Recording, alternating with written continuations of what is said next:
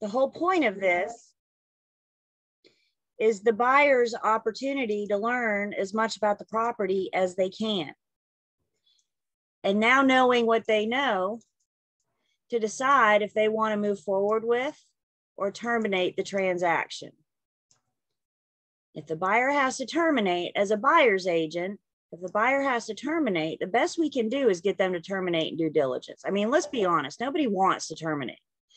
But if we have to, if the buyer chooses to terminate, or we have to because maybe we don't get loan approval, for example, then the best we can do is terminate within due diligence, get the buyer's earnest money deposit back. So we spent a lot of time talking about the buyer's due diligence process. The seller doesn't have as much to do. The seller doesn't have as much to worry about during this period of time. The seller's biggest concern is, can the buyer secure financing? Can they get loan approval? Remember, we as agents need to keep each other informed on the process. Buyers agents, we need to keep the listing agent informed. Remember, our one of our material facts was any fact relating to the ability of your principal to close the transaction.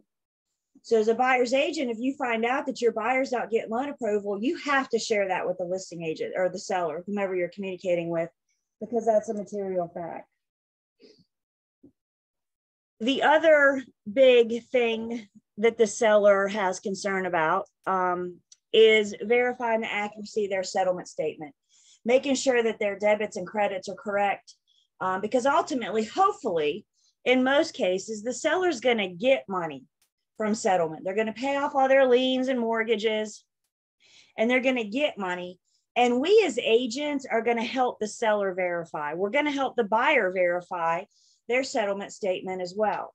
This is the math that we're getting ready to get into in just a little bit this morning. We're going to look at sellers' debits and credits, and we're going to look at buyers' debits and credits. So we'll talk more about this in just a second. Paperwork in real estate. My goodness. Anybody bought a house in the last 10 years?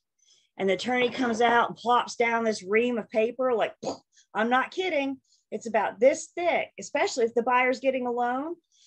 I always tell my buyers to get their signing hand warmed up, because that's pretty much what they're doing for 45 to 50 minutes is just signing. So the paperwork involved is a big deal. And the attorney helps prepare for both buyer and seller.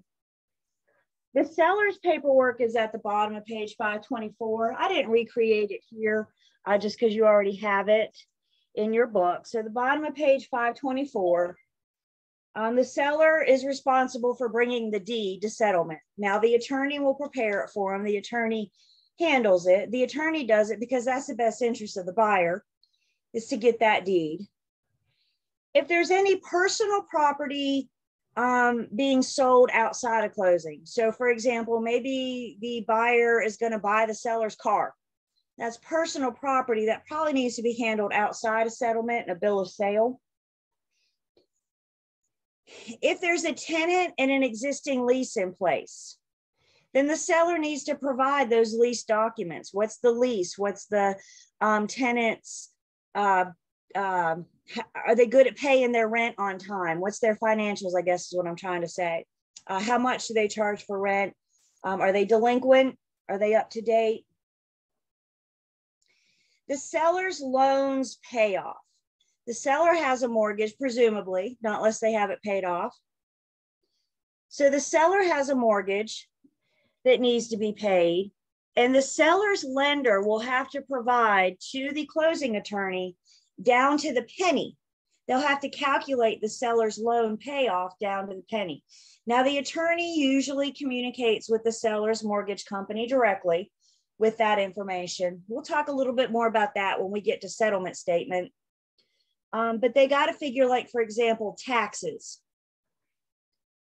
Taxes to the day of settlement. How much does seller owe for those various things to get their final loan payoff? And then the seller has an affidavit from the title insurance company. Remember, the title insurance is preparing to protect the new owner.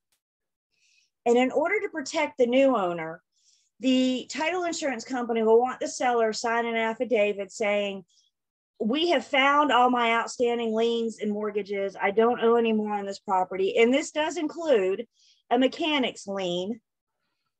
That we don't have to worry about that coming back up after settlement. So the seller signs this affidavit saying that this has been taken care of before we get to closing. Again, that's for the title insurance company. The buyer's documents, again, are a lot more. If the buyer's getting a loan, that's, you know, a good chunk of their paperwork. If it's not, they're not getting a loan, if they're a cash buyer, oh, I mean, it's minimal how much paperwork they have. So the financing document, the loan document are the biggest parts of the buyer's documents if they're getting a loan. The lender sends the attorney the loan package and instructs the attorney how they want their loan package handled at settlement, how they want it signed, how they want it addressed. Let your buyers know a lot of the paperwork they see at settlement is repetitive. It's stuff that they've seen throughout the loan process that they have e-signed. And the lender's saying, okay, now that you have the buyer sitting in front of an attorney, let's get them to wet sign. So let your buyers know some of this stuff they may see again, but the lender wants a wet signature again, now that the buyer's sitting in front of an attorney. Once that loan package is signed and we leave settlement, the attorney sends that back to the lender for the lender to approve, make sure all the T's are crossed and the I's are dotted. And upon approval, that's when the lender sends their funds. What is a wet signature? When you sign with a pen. E-signature versus wet signature. So upon approval of the loan package, the lender will send their funds. The buyer's new title insurance policy, again, title insurance covers the new owner. Today we're calling them the buyer. We go to closing. Tomorrow they're the new owner. Everybody with me? Today they're the buyer. Tomorrow they're the owner. Title insurance covers the new owner once the buyer buys, and the lender if one's involved.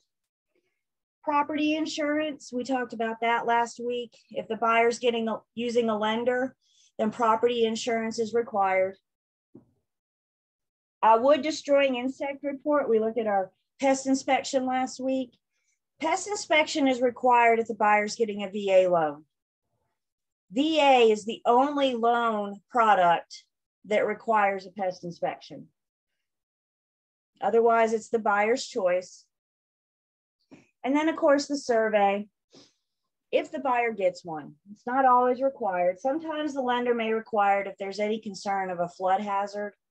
But for the most part, surveys are not required. It's at the discretion of the buyer. Always highly recommended.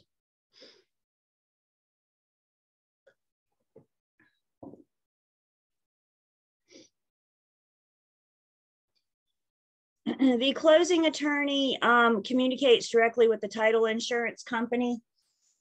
When we first go under contract, the closing attorney does a full preliminary title search, very thorough, very in-depth. If they find anything on the title during that time, then they will communicate, the attorney will communicate directly with the seller to get it cleared up before settlement. Whatever they need to do. Maybe they need to go stand in front of a judge. Maybe it's the matter of, I don't know, moving the fence, you know, whatever is found on the survey that the title insurance company, whatever is found on the title, there we go, whatever is found on the title that would prohibit the seller from delivering clear marketable title to the buyer, the attorney will get with the seller to get that cleared up before settlement. When we leave settlement, the attorney will conduct one more title search, one more quick title search, just to make sure nothing came up from the preliminary. And once they conduct that one last quick title search, then they offer their title opinion to the title insurance company. The title insurance company agrees to cover the new owner based on the attorney's final opinion. So we talked about the difference in settlement and closing. It's in the beginning of Unit 21. Also talked about it in Unit 10, so you may want to go back and review that. Upon approval from the title insurance, based on the attorney's opinion, then title insurance will issue coverage for the new owner. Remember, title insurance covers the new owner for as long as they own the property. And then title insurance, we just talked about that affidavit that the seller has to sign. Title insurance requires that because before they agree to cover the title, they will require the seller to sign this affidavit saying, look, nothing's going to come up on the title after settlement that the attorney didn't already find. Questions so far?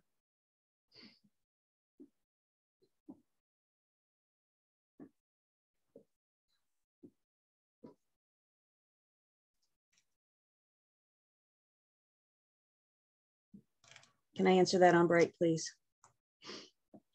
So there's a couple different methods for settlement. The first method of settlement we don't do in North Carolina. And this is called an escrow closing. And I'll tell you why in a second we talk about this, since we don't do it in North Carolina. Just keep this simple. Parties don't attend. They just deliver the documents to, it's not an attorney that conducts an escrow closing. It's usually somebody from the title insurance company. It looks a little different in other states. And they refer to something called the relation back doctrine, in which the deed is considered delivered to the buyer when it's prepared and delivered to the escrow agent, to the title insurance agent, or whomever's handling the escrow closing. So this is not how we do things in North Carolina.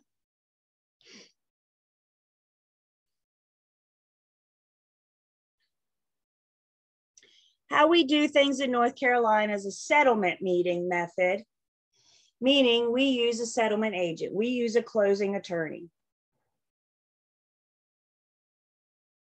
The closing attorney is the one that finalizes the closing, making sure that, again, we have approval from the lender so they can release the funds. He's offered their opinion to the title insurance company. Remember, the very last act of closing, the very last thing to happen is the attorney closes that brand new deed. And then in the next breath, the attorney records the new deed of trust. So they record on behalf of the buyer and the lender. But once that new deed gets recorded, then it's a done deal.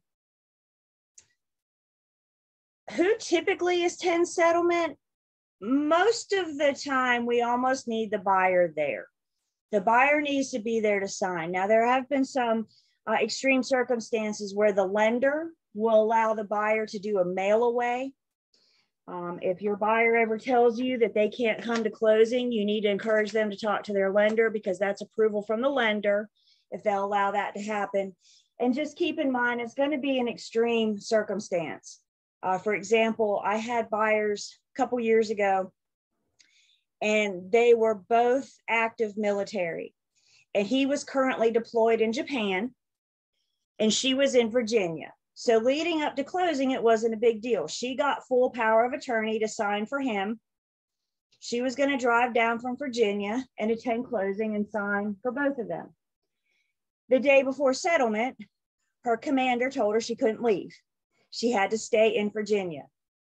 So in order to avoid delaying settlement, we did a mail away closing, and the lender sent the package. She still had to sign in front of a notary.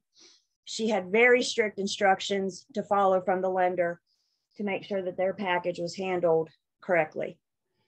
But for the most part, again, that was an extreme circumstance out of anyone's control.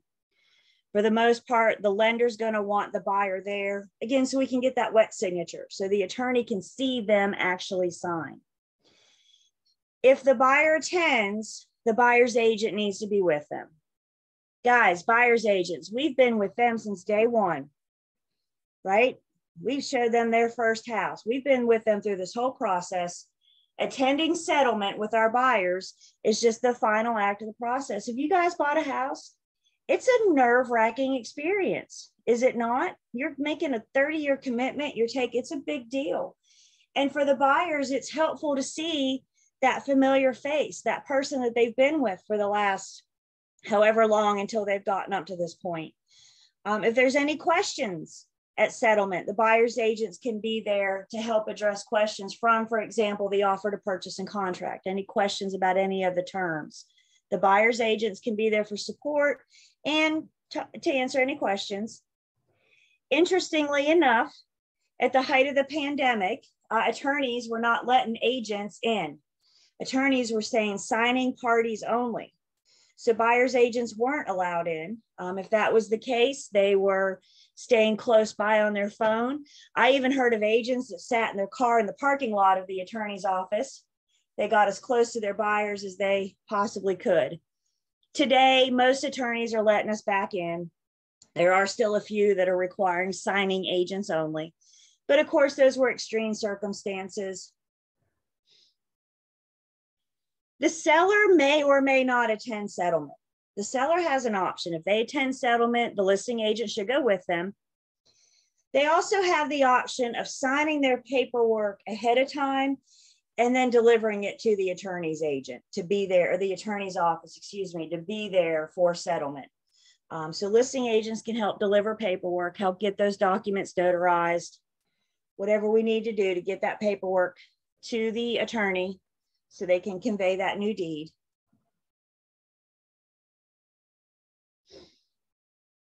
Location of settlement generally doesn't matter. Most of the time it happens in the attorney's office. I've done settlement before in a conference room at a real estate firm. Location doesn't matter. There's actually an attorney in Greensboro pre-pandemic that worked from home.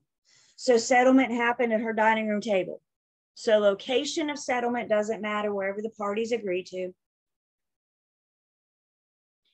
One of the things that the buyer's agents need to do that we're going to talk about in just a minute when we get into our settlement statement is tell the buyer how much they have to bring to closing, to the penny, how much they have to bring to closing. It's got to be readily available funds. The buyer cannot bring a personal check to settlement. Nobody wants to wait 10 business days for that check to clear the bank. So it's either got to be a cashier's check or a wire transfer. Some attorneys have preferences. If you've never worked with this attorney before and you're a buyer's agent, just pick up the phone and call them and ask them, do you prefer my buyers to bring a cashier's check or a wire transfer? There's an IRS form that the seller has to complete since they've conveyed the property, since they've sold the property. The IRS form is part of the seller's documents that the attorney prepares for them. And usually the attorney will send that on to the IRS on behalf of the seller, just in case in the hoopla of closing and moving and everything, they forget. The attorney usually handles that on their behalf. And the lender's interest in the closing is their biggest interest. Once they've approved the final loan package, the lender's biggest interest is to ensure that the new deed of trust gets recorded. Remember that deed of trust in North Carolina, we're fancy. We just call it a mortgage. And that deed of trust protects the lender in the event of the borrower's default. So the attorney will record that deed of trust on behalf of the lender to make sure that the lender gets protected. Questions? Conducting the closing. Oh, the reason it matters about why we're a settlement meeting versus an escrow closing state, we are one of the few. There's only about 6 or 7 settlement meeting states out there in which we actually use an attorney. I just learned this a couple of years ago, and this blew my mind because it's all I ever knew.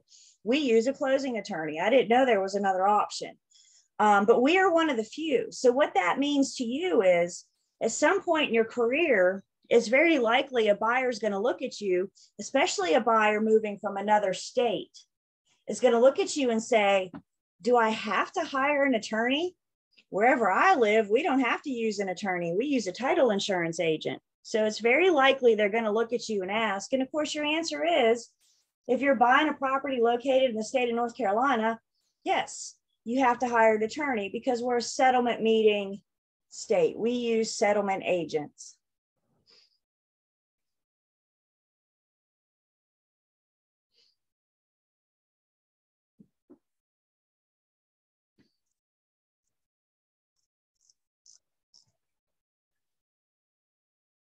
Questions so far?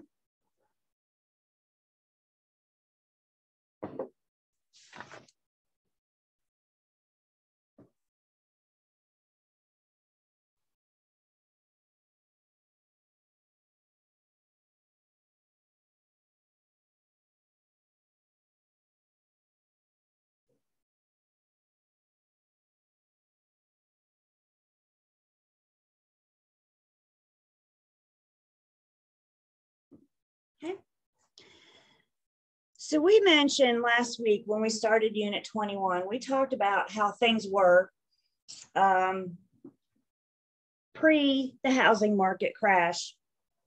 And pre the housing market crash, or actually the housing market crash, it was a result of the economy. The economy was in a recession.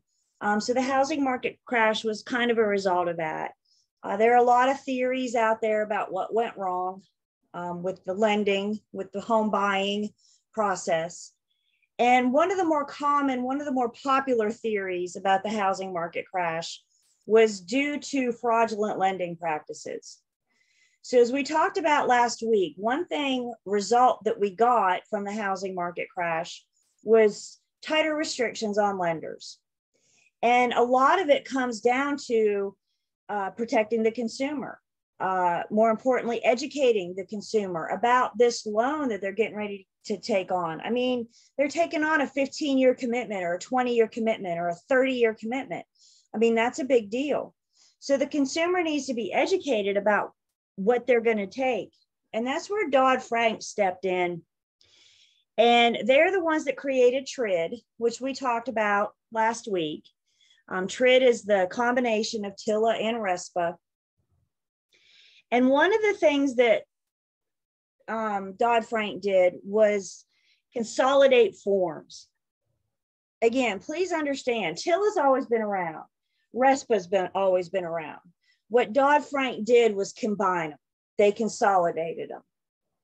If you look in your book on page 528,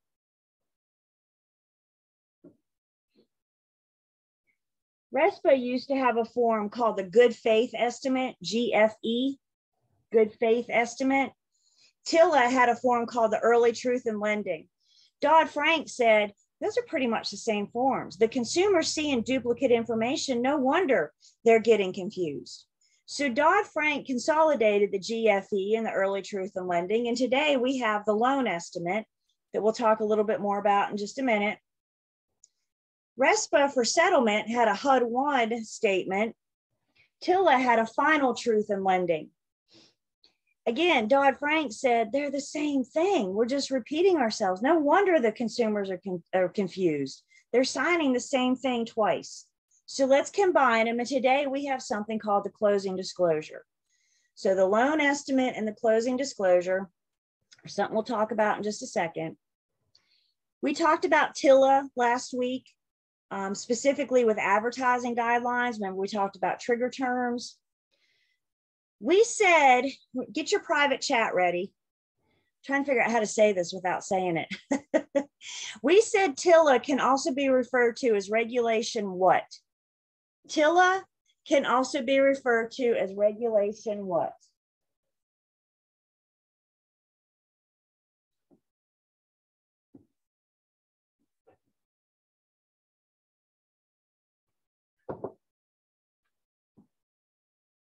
Yeah. TILA can also be referred to as Regulation Z. Write that down. Your test may ask you about Regulation Z. So we need to know that TILA is Regulation Z. Well, if TILA is Regulation Z, RESPA can also be referred to as Regulation X. RESPA is the Real Estate Settlement Procedures Act. RESPA tells the consumer the cost to close. TILA tells the consumer the cost to obtain the loan. RESPA tells the consumer the cost to close.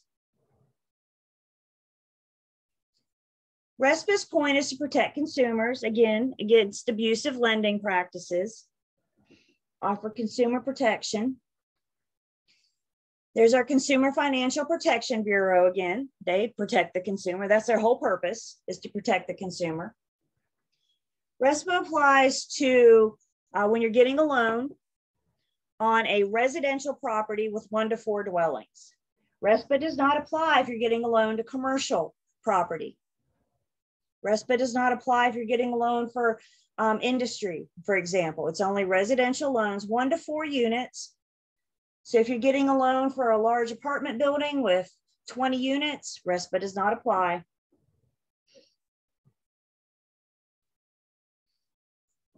And RESPA requires accounting information, accurate information of funds. And that's part of what we are going to do with the settlement statement, is learn how to properly account for the funds, how to help the consumer make sure that they understand their funds.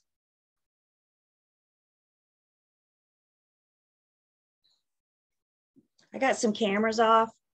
Guys, please make sure you look up. Do you see the light? Thank you.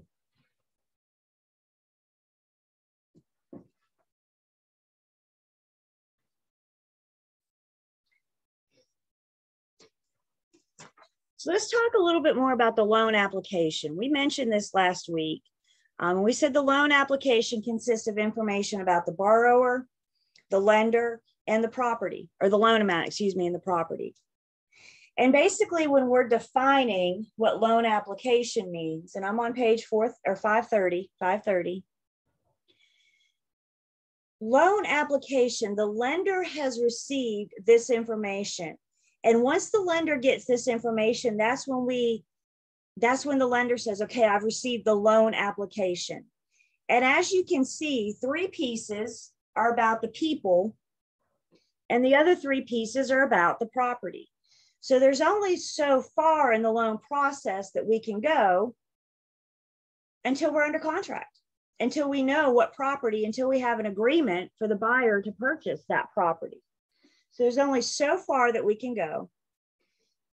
But the lender defines receiving these 6 pieces of information. That's when they receive the loan application.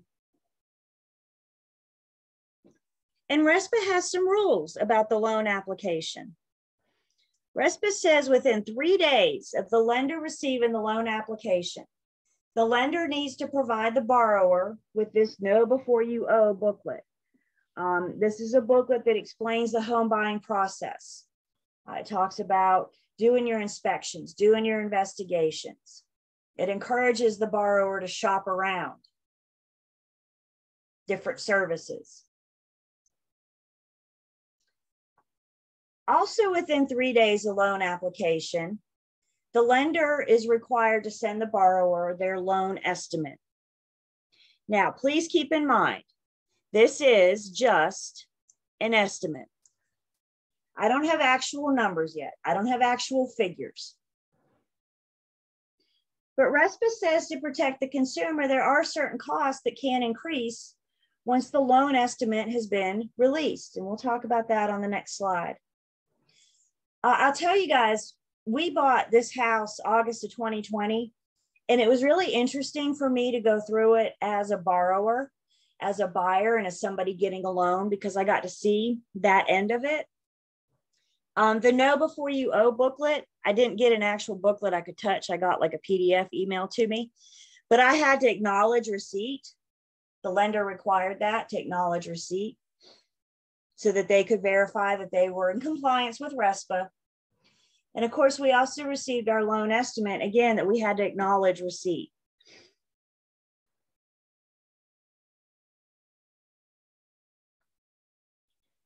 So the changes, the things that can and cannot change once the loan estimate is released. One thing that cannot change, 0 tolerance, are the lender charges. Whatever the lender tells the borrower they're going to charge, that cannot change once the loan estimate has been released. Please understand. Remember we talked about like the loan origination fee? The loan origination fee is a percentage of the loan. So if the loan amount changes, then that loan origination fee is going to change. What can't change is the, for example, 1% that the lender quotes. Whatever the lender says is their charges, that can't change.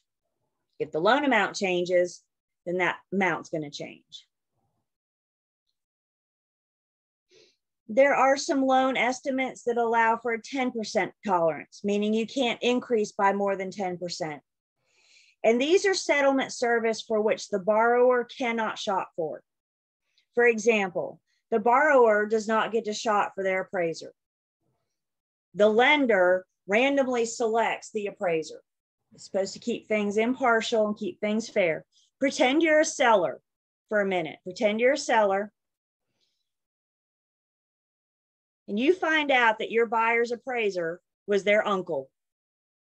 As the seller, do you have a problem with this? You betcha. So to keep things fair, the lender randomly selects. When they're ready to order the appraisal, they hit a button and the next available person goes out and appraises the property. It's supposed to keep things impartial. Those fees that were quoted in the loan estimate can increase, but cannot increase by more than 10%. And then there's these unlimited tolerance, things that are out of the lender's control. These are services that the borrower can shop for. So for example, the home inspector. We don't know until we order it how much the home inspector is going to charge. We have an idea.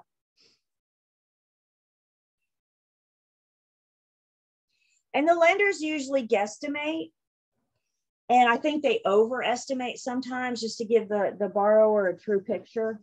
But again, that's something with an unlimited tolerance.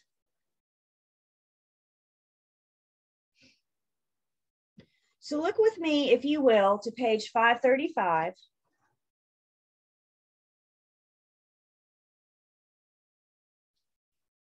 $535 is our sample loan estimate.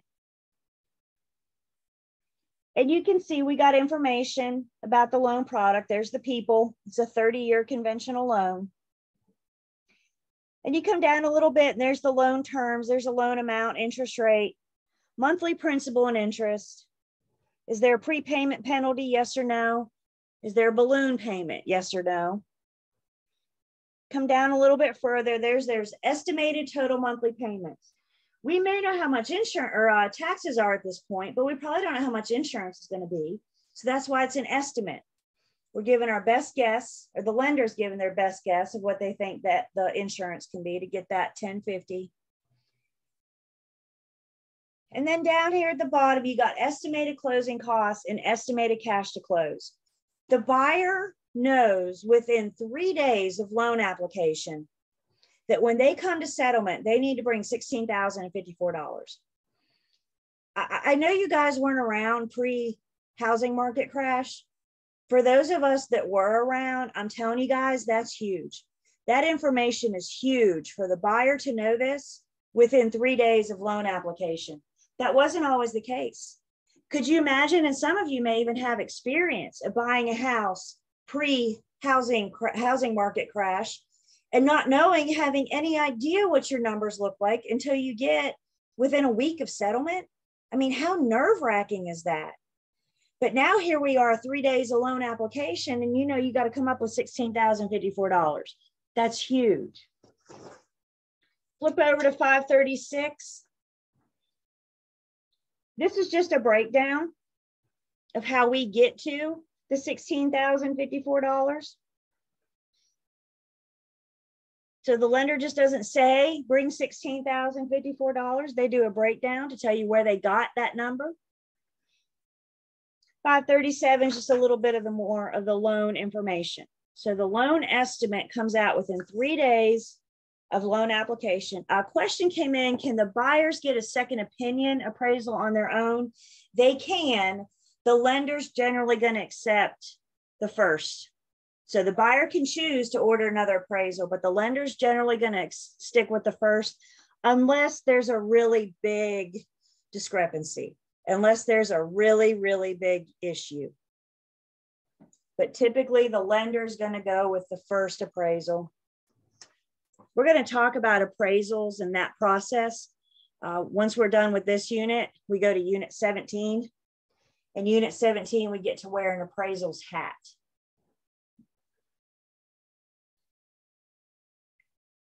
Any questions about the loan estimate?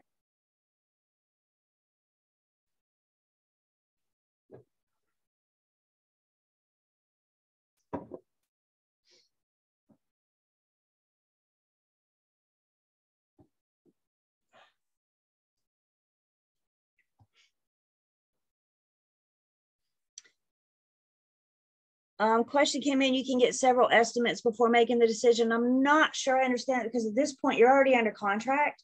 You've already committed to a purchase price. The appraisal is for the lender. Remember, the lender is going to issue the loan based on the sales price or the appraised amount, whichever's less. So the appraisal is for the lender to get their opinion of value. At this point, buyer and seller are already contractually obligated. Does that answer? Good, good.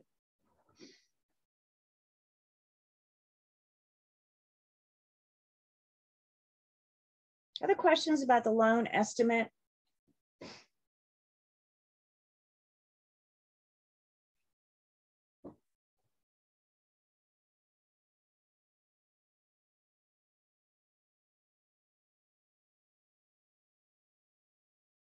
Okay.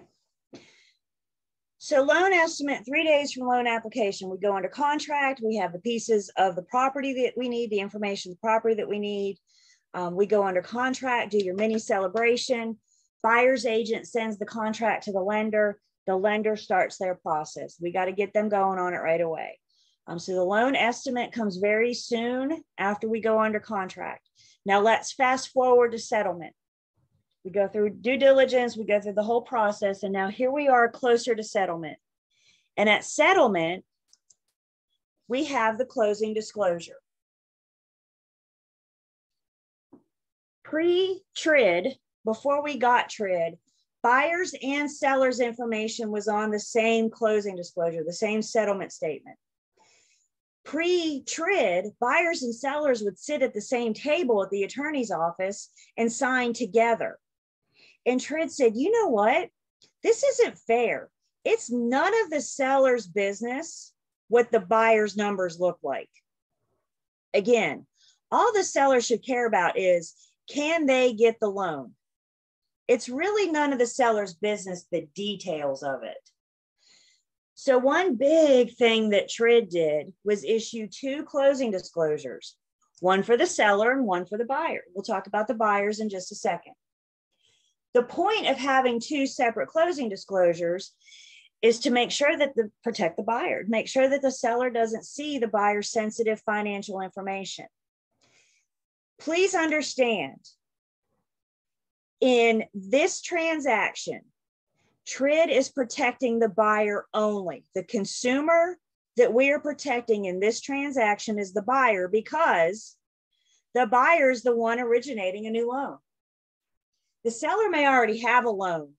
The seller may be the borrower in their transaction. Does that make sense to everybody? So we're not necessarily worried about protecting the seller. They're not the ones originating a new loan. So the consumer that TRID is out to protect is the seller, which means the seller really has no, they have no guidelines that we have to follow with TRID. They will eventually see their closing disclosure. That closing disclosure will come from the attorney. The lender's not involved in the seller's closing disclosure. And that closing disclosure will tell the seller how much they're going to hopefully get from settlement. So in this transaction, what TRID cares about is the borrower closing disclosure. And there are rules that go with the borrower's closing disclosure. The biggest one is delivery. TRID is the TILA-RESPA integrated disclosure.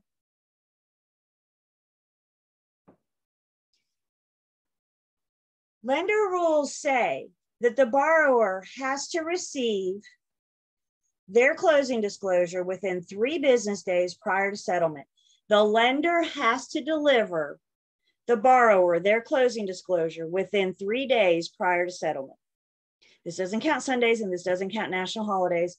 I'll talk about how we count days in just a second.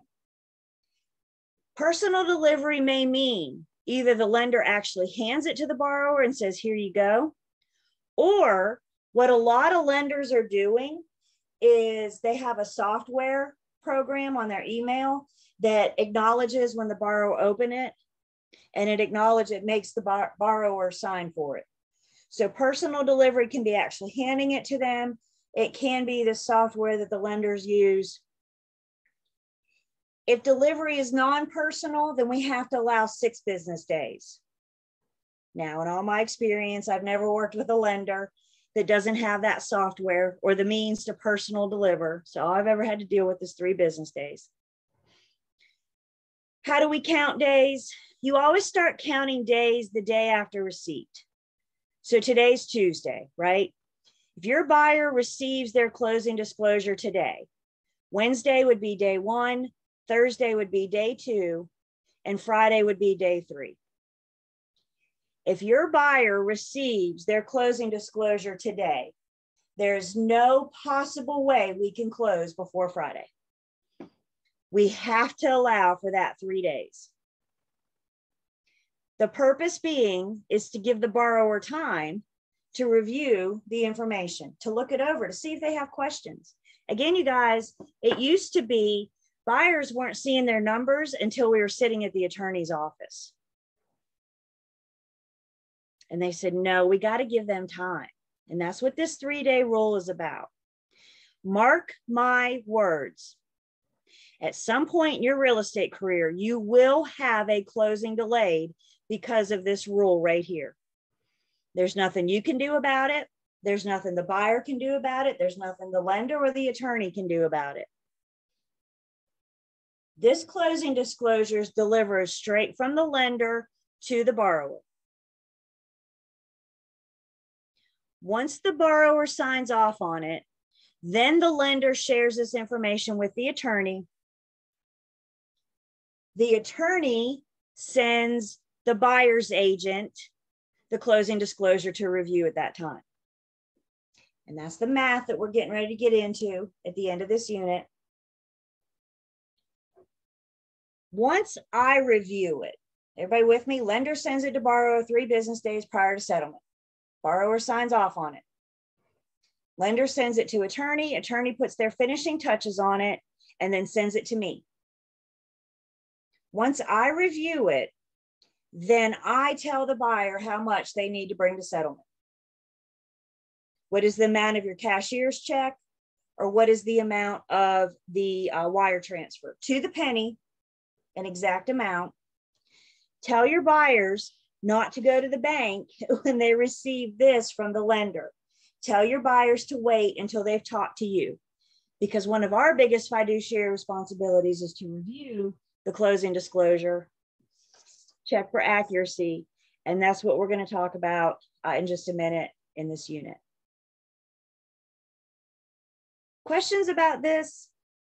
Sundays and national holidays don't count when you're counting days.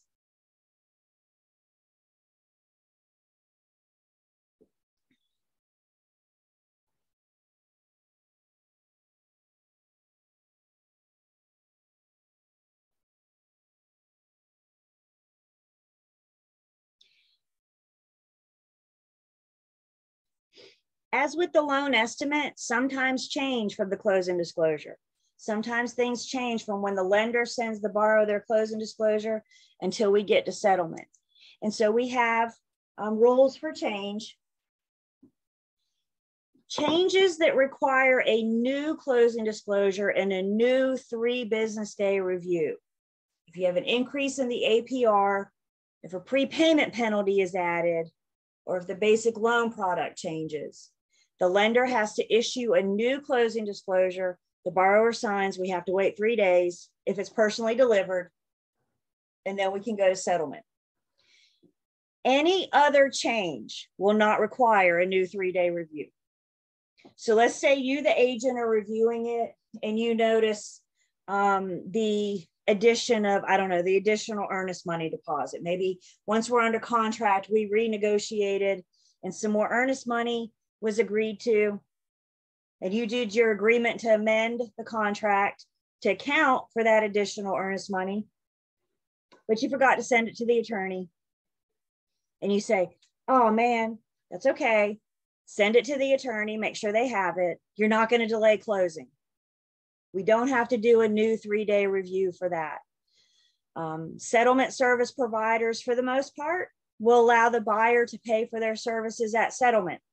So for example, the home inspector will allow the buyer to pay for the home inspection at settlement. The home inspector will send the buyer's agent the invoice for the buyer's agent to send to the attorney to add to the closing disclosure. You review it and you say, oh, that home inspection is not on there. That's okay, just send it. You're not going to delay settlement. These are the only 3 things that will cause a new CD with a new 3-day review.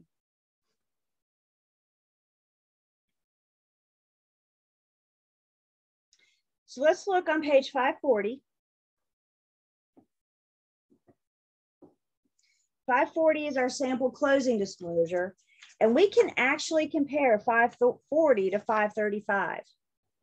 So 535 was our loan estimate. Now fast forward to settlement, and here we are looking at the closing disclosure. Again, closing information, there's our borrower's information and the loan type.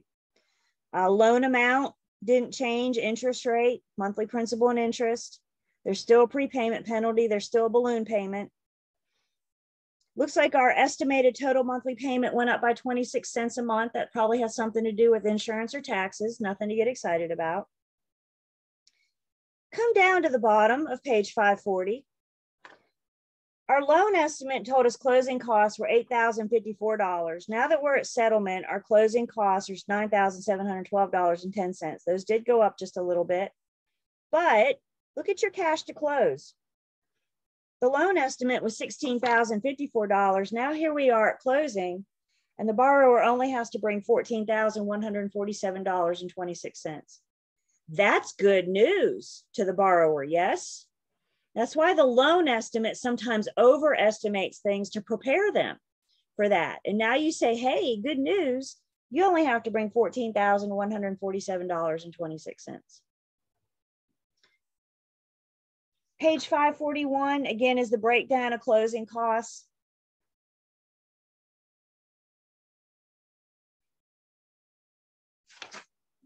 Over to 542. The best part of this form is the top of 542. There is an actual side-by-side comparison. This is what you were told at loan estimate. This is what you're being told now. And did this change? Yes or no? That's huge for the borrower. It's all about helping them understanding their loan. If they have any questions at this time, they need to call their lender.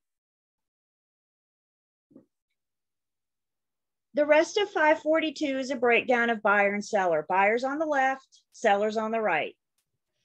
So on the left with the buyers, you have all their debits and all their credits. At the very bottom, telling them they have to bring their $14,147.26. And then sellers are on the right, all the sellers' credits and all their debits. And at the very bottom, how much they're going to get from settlement. Now, in the real world, this information isn't going to be on the same closing disclosure. In the real world, you're going to have one for the buyer and one for the seller. But for simplicity and to save paper in your textbook, they just kind of lumped it all together. This is what we're getting ready to talk about in this class, this math that we're getting ready to do at the end of this unit. How much does the buyer have to bring to closing? And we're going to have a discussion on how much the seller is going to get from closing. When you guys come see me in post-licensing, we're actually going to do page 541 and 542. We're going to fill this out. You're going to have test questions on this. For right now, they're having you do what we call a mini closing disclosure. So for pre-licensing, you will have a test question on my exam and the state exam.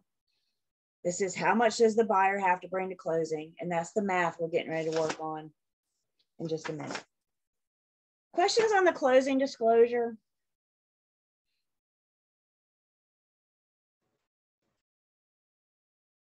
So before '08 and the TILA and RESPA, all of this was on one disclosure for the buyer and the seller to sign. So they got to Just all see lumped together on all one of piece of their paper. financial. Yep. Really? Yep. Wow. Like I said, before TRID, buyer and seller were sitting at the same attorney's table. Today, if the seller attends settlement, they go in and do their thing. It takes them about 20 minutes. The attorney thanks them, they get up and leave, and then they bring the buyer in to do their thing, which takes about 45 to 50 minutes because of all that dang paperwork they got to sign. So yeah, it used to be, hey, here's everybody's numbers. And TRID said, yeah, that's not fair. The buyer deserves some kind of confidentiality with their figures.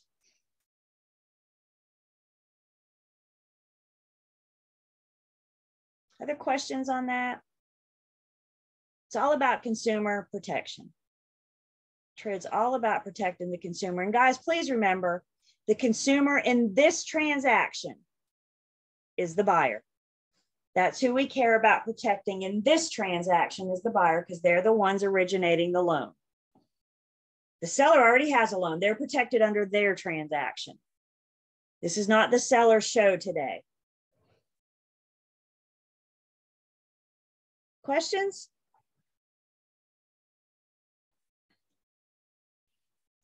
All right. Let's take our break. We come back, we're getting into our settlement statement.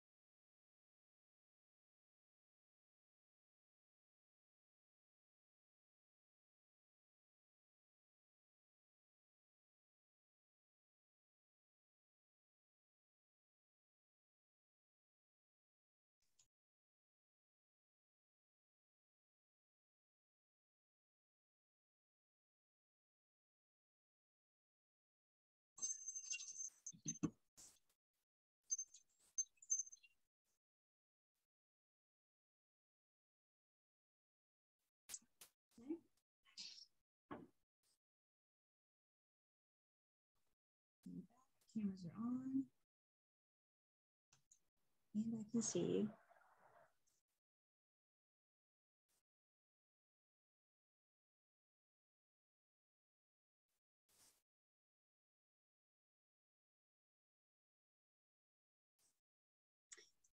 Any questions about anything we've talked about so far? We're getting ready to get into the good stuff.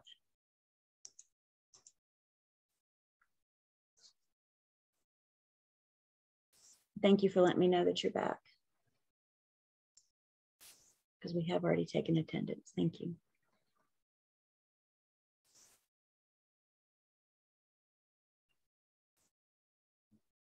Okay. So when it comes to this closing disclosure, this is the lender thing, right? The lender prepares it, that he works with the attorney, they do this whole thing. So what's our responsibility in it? Why do we care? Well, who remembers old car? And specifically, who remembers the A in old car? You can move your mouth, I can see you. Yeah, that A in old car is accountability.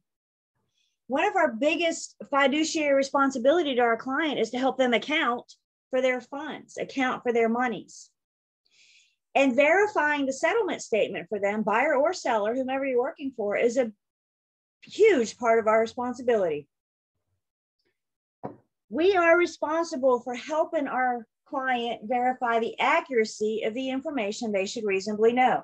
Please stop writing for 1 second and make a note of something.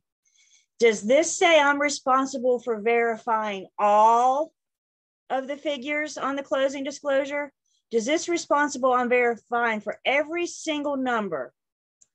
No, I'm only responsible for verifying those that I should reasonably know.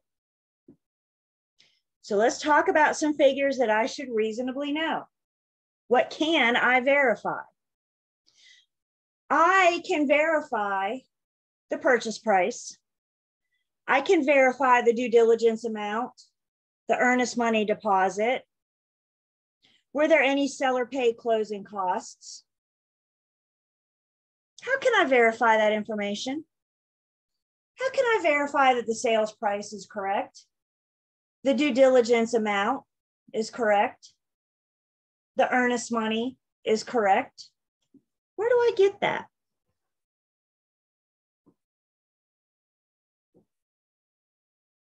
Anyone venture a guess?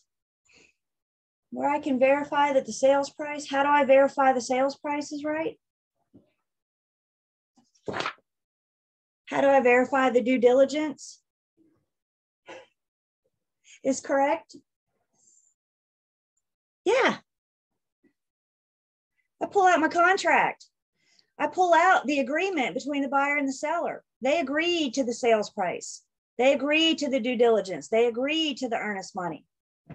Guys, when we went under contract, from the time we went under contract to settlement, we might be looking at 6, I'm just guesstimating, 5, 6, 7 weeks, give or take. And I don't know about your little brains, but my little brain cannot remember sales price from 6 weeks ago.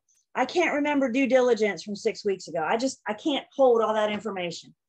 So when I get the closing disclosure from the attorney to review, I pull out my contract. I go to my transaction file, I pull out the contract, and I make sure that the numbers that the attorney has prepared and the lender has prepared for the closing disclosure match the numbers that the parties agreed to. If you renegotiated the purchase price or the earnest money or the due diligence, make sure that those negotiated amounts, those new amounts, are on the closing disclosure. I can verify any invoices that I've seen. We gave the example a little bit ago about the home inspector allowing the borrower to pay for the home inspection at settlement. The home inspector sends me the invoice, so I can then send it on to the attorney to add to the closing disclosure. If I have that invoice in my hand, can I verify that number? Can I make sure that, 1, it's on there, and 2, that it's accurate? I can also just add, go back to page 541.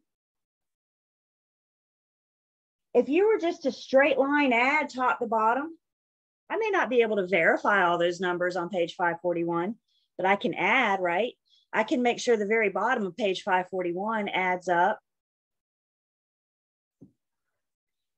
Some things that I cannot verify. I cannot verify lender's charges. I wasn't privy to that phone call. I wasn't privy to that conversation when the buyer was talking to their lender. The lender said, this is how much I'm going to charge you. I can look for red flags. On average, lender's charge is about 1 to 2, maybe 3% of the loan amount. So if I see a lender charge of 15%, I should have a flag go up to ask some questions. If I'm the listing agent, I cannot verify the seller's loan payoff amount. Now, I asked for an approximate balance when we completed our listing agreement.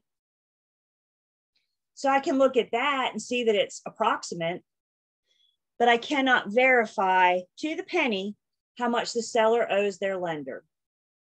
So is everybody good with that? I can't be responsible for the whole thing. See how they like to trick you on your test? Are we responsible for all of the figures? Everybody shake your head no. I'm only responsible for those that which I should reasonably know. So again, I get the closing disclosure from the attorney. I review it. I make sure everything's accurate. And if I find a mistake, I pick up the phone and I call the attorney or the paralegal, or I call the lender. Failure to report a mistake is considered possible disciplinary action by the real estate commission, because this is part of my old car duties, part of my old car responsibilities. Here's the deal, you guys. Humans prepare these closing disclosures. Humans make mistakes. Yes. And the thinking is the more sets of eyes that we have on this thing, the better chance for accuracy that we have. I have found mistakes. It happens. Don't get upset. Don't get all, you made a mistake. We're all human, even you. Call the paralegal or the attorney and say, this number doesn't match my contract. Or I don't know how you got to this number. That's a duty I owe my client.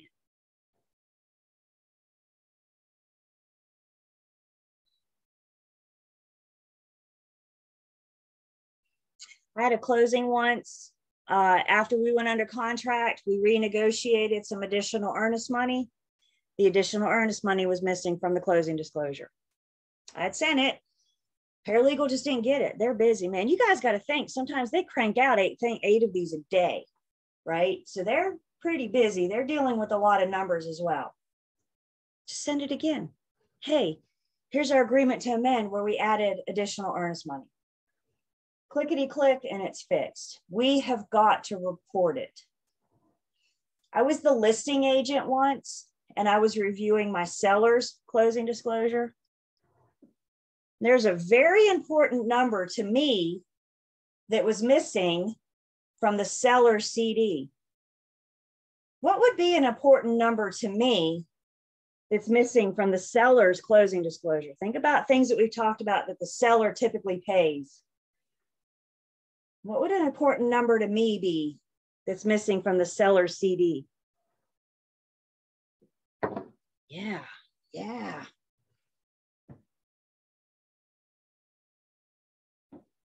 Seller pays commission. I was the listing agent. I was reviewing my seller's CD and commission was not there. I called the paralegal. I said, Mike was the buyer's agent. I said, Mike and I want to get paid. And she said, and I quote, whoopsie. What would have happened if I had not caught that? I don't know. Hopefully my seller was really nice. I'd like to think she would have said, oh my goodness, and sat down and wrote us a check after closing. But had she not, firm would have probably had to take her to court to get our commission and get Mike's commission. You guys with me? As the buyer's agent, you may or may not see the seller's CD. As the buyer's agent, you still want to verify your commission. See, if you have a good relationship with the listing agent, Pick up the phone and call the listing agent. If you don't trust them, then just call the paralegal. I just want to make sure my commission is on the seller's closing disclosure. When you're verifying your buyers and sellers' money, verify yours as well.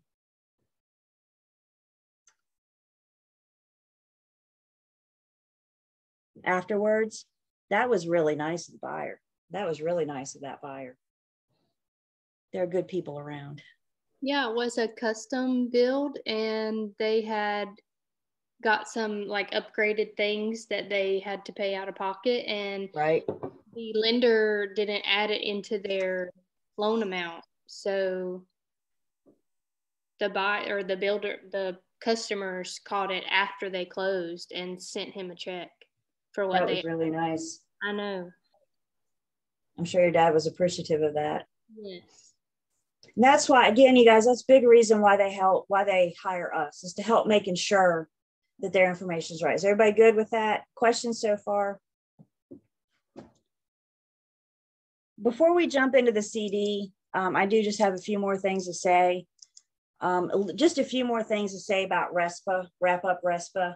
Remember, RESPA is the R in TRID, TILA, RESPA, Integrated Disclosure. RESPA addresses controlled business arrangements. The idea of one-stop shopping has gained in popularity over the years. So what do I mean by that? Under one roof, you can find a real estate agent, an attorney, and a lender. We're all in the same building, same office, and we may have a business arrangement since we're together. If that attorney or lender are going to benefit from my buyer using them, then I need to disclose what that benefit is. Remember, you guys, I can't make anybody use anything.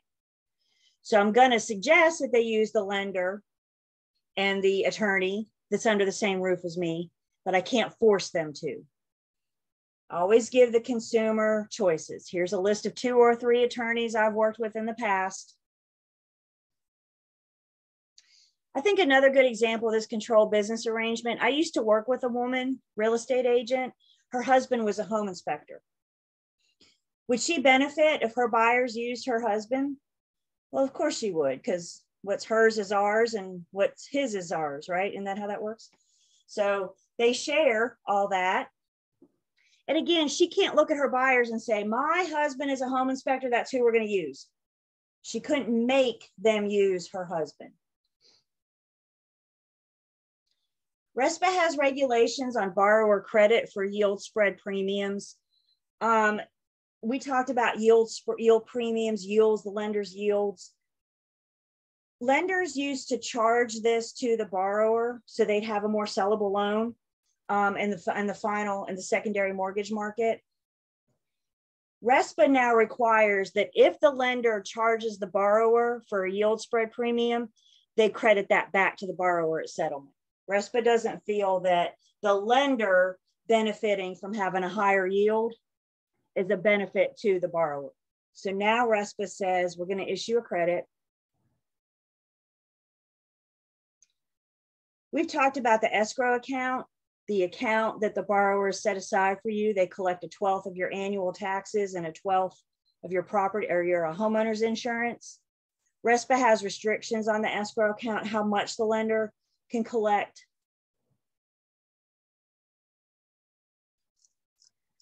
Loan servicing disclosure. If your loan can be serviced, that just means it can be sold.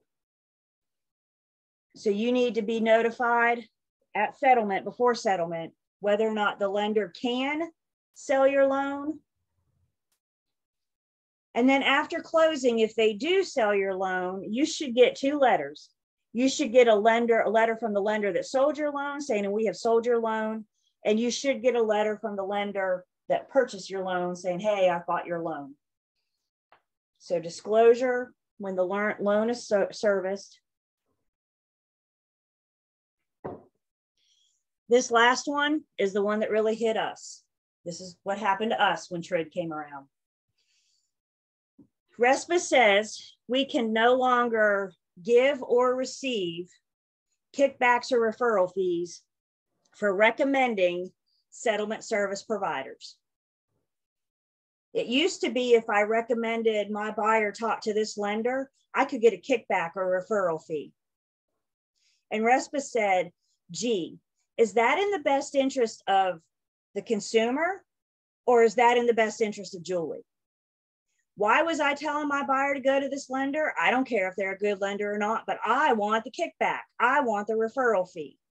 And RESPA said, that's not always what's best for the consumer. It's post-TRID that we've started this. Here's the name of 2 or 3 lenders that I've used in the past, providing them options, giving them choices. I cannot give or receive a referral fee or a kickback for recommending a settlement service provider. I got a couple examples in just a second. Lenders, home inspectors, people are starting to come back in the office again. We're starting to see them. If your home inspector comes into the office with a box of donuts and a stack of business cards and says, hey, I'm going to leave these in the kitchen. You guys help yourselves and let me know if I can help you. RESPA says that's okay. They can still walk in the door with a box of donuts. What they can't do is walk in the door with a box of donuts and say, you, and you can have a donut because you gave me business last quarter. Everybody understand the difference? What they do for one, they have to do for all. If they want to buy everybody in the office donuts, they can. They can't do it for specifics because you sent them business. Bottom line, RESPA says I can't receive $1 or a donut for recommending settlement service providers. Please understand, RESPA does still allow agent-to-agent referral fees. So if you send a consumer to an agent in Wilmington, you can still get paid a referral fee. RESPA has not hit that. So let's see. Let's look at an example. Home inspector pays a real estate broker a $25 referral fee for each buyer the broker refers to the home inspector. Can you guys see RESPA's concern here? It may not be that this is the best home inspector, but dang it, I want my $25. So I'm going to tell my buyer, this is the home inspector we're going to use so I can get that 20. That adds up. You work with 10 buyers a year. You guys with me? RESPA says that's not best for the consumer. That's best for the agent. This is the one that hurt. For each borrower referred by a real estate broker, by the way, this was a true story. Mortgage loan officer places a number drawing ticket into a box and gives the broker a stub. At a pre-designated point in time, a ticket is drawn, and the broker with the winning ticket receives an all expenses paid cruise. Heck yeah. Why am I sending every single buyer to this lender? Every single one? Because I want a ticket in the pot for a cruise. You guys with me? That's not what's best for the consumer. And RESPA says this has to stop. Questions on that? That was a hard day in real estate when we knew we weren't getting our, somebody says it pays for lunch. No more free lunches. that ship has sailed. It makes sense. It's all about protecting the consumer. Questions on that? So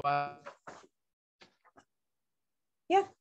So I take it whenever we do work for a firm to expect a lot of donuts every day. If you like donuts, you're coming in the right industry. Yep. When I started in real estate, I thought it was the coolest thing ever of how many donuts we got. Now I'm like, oh God, can't y'all bring me a bagel or something? So, gee, Julie, what's the big deal? What if I accept a $25 Amazon gift card? Come on, it can't be that big of a deal. Violations of RESPA, we're looking up to $10,000 per violation. How's that $25 Amazon gift card looking now? You could go to prison for a year. An injunction is a legal stop. If the judge puts an injunction on you, you're not working. You could have to compensate the victims, the consumer. And you could also face treble the damages plus court costs for both parties. What does treble mean?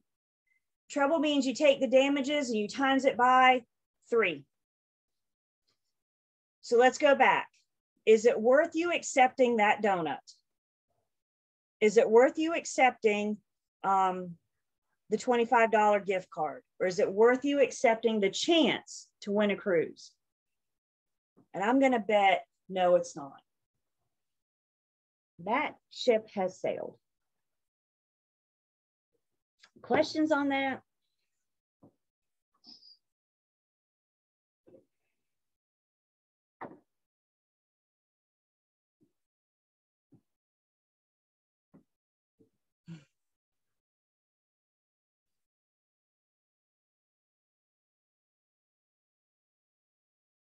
I didn't realize that. Our cruise ship has sailed. But bump.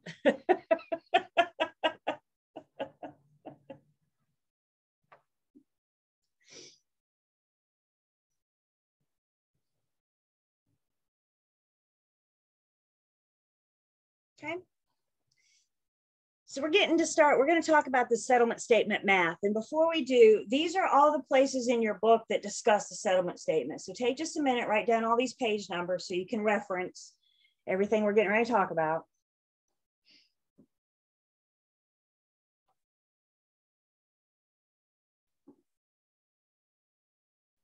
You just jot down the page numbers. Proration back in 61. Remember unit 3, we talked about finding annual taxes. Now that we're in unit 21, we're going to prorate those annual taxes. So that's what you're looking at back on page 61.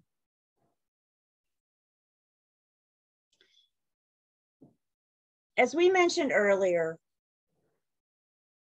helping to review the accuracy of the settlement statement is probably one of the biggest duties that we owe our clients, that fiduciary responsibility, the accounting, the A in old car. When you guys get to, again, for your exam, both mine and the state exam, you're going to have a question that ultimately wants to know how much does the buyer have to bring to closing. So you got to look at all the buyer's debits and all the buyer's credits and ultimately figure out how much they have to bring to closing. This is a lot of work for one problem. It's only one problem. You only get 1 point for it. I always want you guys to do this problem last. First off, I always want you to save the math for last anyway, because the math is what's going to take you the longest. And I don't want you running out of test time while you're looking at the math. Okay, everybody with me so far? So you can bookmark a question to come back to it. You can leave it unanswered and bookmark it to come back to it. I always want you guys doing the math last. Of the math, I want you to do this math problem last. So the very last thing you do with your exam is a settlement statement, because it's going to take you the longest. I'm not new to pre-licensing. I've been around for a while, and I know you guys. Back in the day when we were face-to-face, you guys would go out on the hall and break and say, goodness, that's a lot of work. I'm just not going to do it. I'm just going to put B and I'm not going to do it. I'll figure it out once I get my license and I affiliate with a firm. And if that's what you want to do, I mean, you guys are adults. I can't make you do anything. If that's what you want to do, by all means, just, hang tight for this conversation. If that's what you choose to do, when you affiliate with your firm and your broker in charge is reviewing your first settlement statement with you, and you have absolutely no clue what's going on, and your broker in charge looks at you and says, do they not go over this in pre-licensing? Do not tell your BIC we did not cover it. You made the choice. We covered it. This is your choice. If you're going into sales, you're going to have to learn it eventually. Why not start today? It's a matter of figuring out debits and credits. I will stand behind this. Of all the math that we do in pre-licensing, this is the most important because of that fiduciary relationship, that old car responsibility that I owe my clients. So you guys do what you want to do. Let me say something else too. We're going to learn math like proration. We're going to learn how to prorate taxes. And we're going to learn math, something called interim interest. You're going to see that in the how much does the buyer have to bring to closing. But you may also have a standalone proration problem. So if you learn how to prorate, it could help you with 2 problems. Everybody hearing me? So you guys make the choice. Either you take the effort to learn it now, If you can't be bothered with it, that's fine. I can't make you do anything. But understand this math is important, very important. And what better time to start than today? Fair enough? Did anybody get a chance this weekend? Who looked at pages 561 and 562? Anybody get a chance this weekend to look that over? Good. A handful of you? Good. Thank you. We're going to talk about 561 and 562 in just a minute. I consider your formulas for this pages 561 and 562. You have to know what's a debit to the buyer. You have to know what's a credit to the buyer. And again, we're getting ready to talk about this. But understanding debits and credits is a big part of the settlement statement. Do I have any questions before we get started?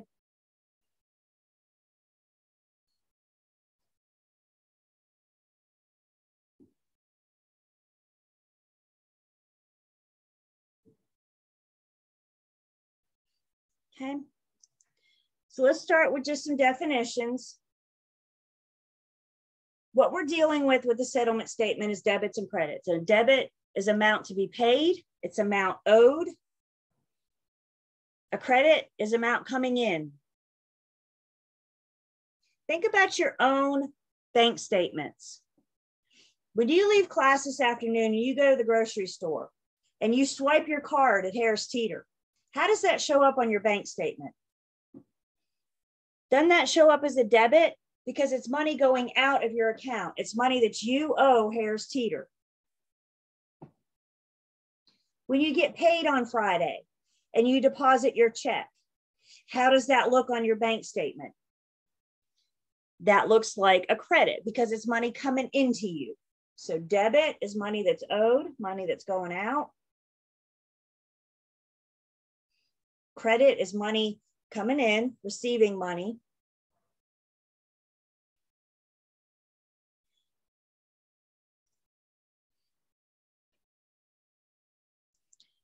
We're going to deal with prorations. Proration is taking a shared expense and making it fair between the two parties. Let's pretend that we're going to closing today. I'm the seller, you're the buyer, and I'm selling you my house today. Is it fair for either one of us to be responsible for the whole year's taxes? I own the property for the first month and a half. You own the property for the latter part of the year. Is it fair for either one of us to be responsible for the whole year? No. So how are we going to make it fair? We're going to prorate. We're going to divide our financial responsibilities. Other things that we can prorate are HOA dues.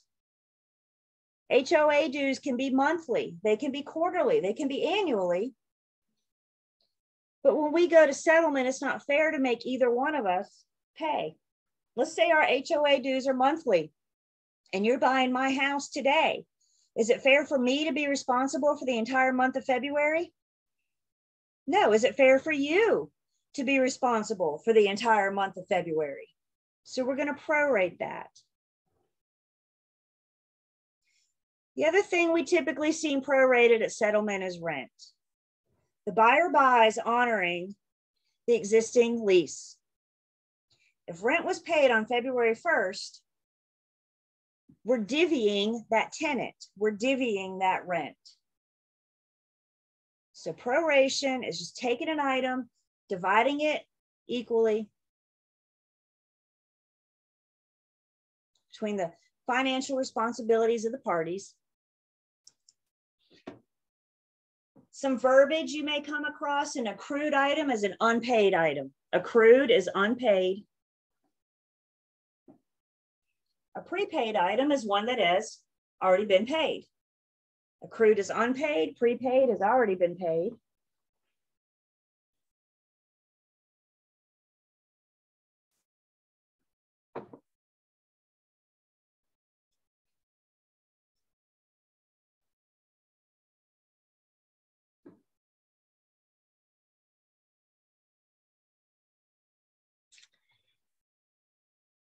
For your exams, my exam and the state exam, for your exams, you're going to use a 360-day year and a 30-day month. When we prorate, When we do settlement statement math, every month has 30 days.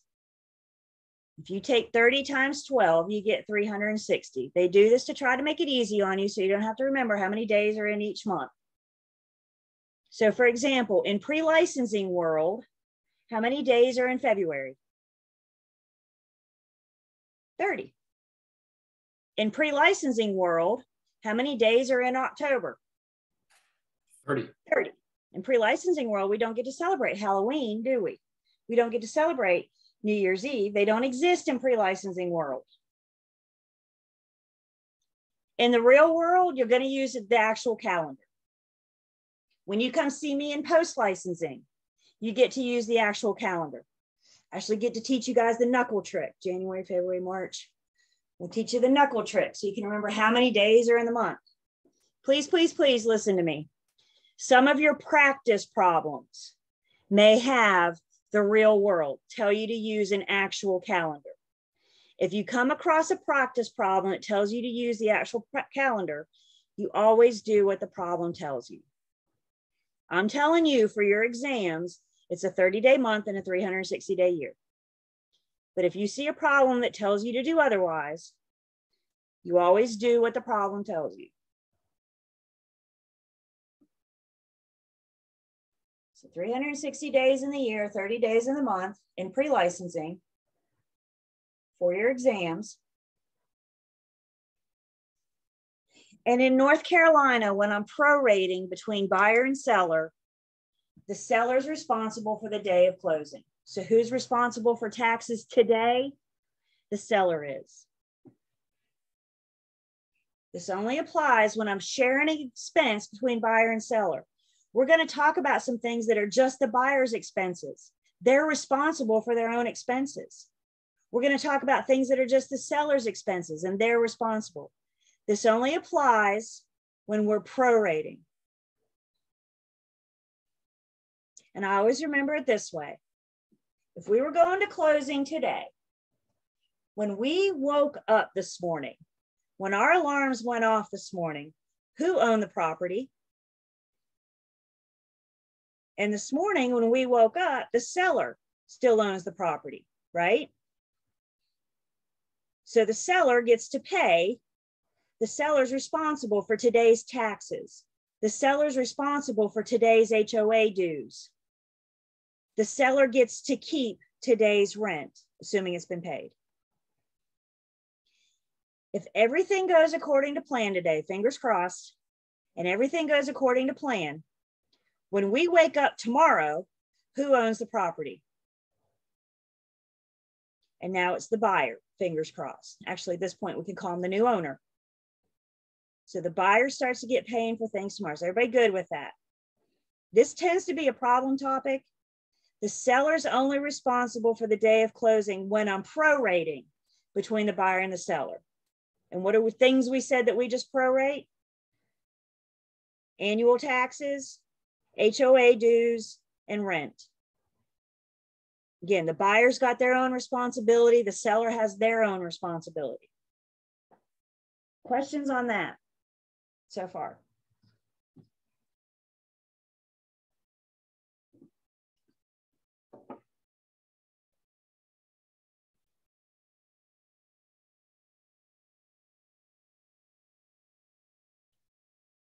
So let's talk about prorating.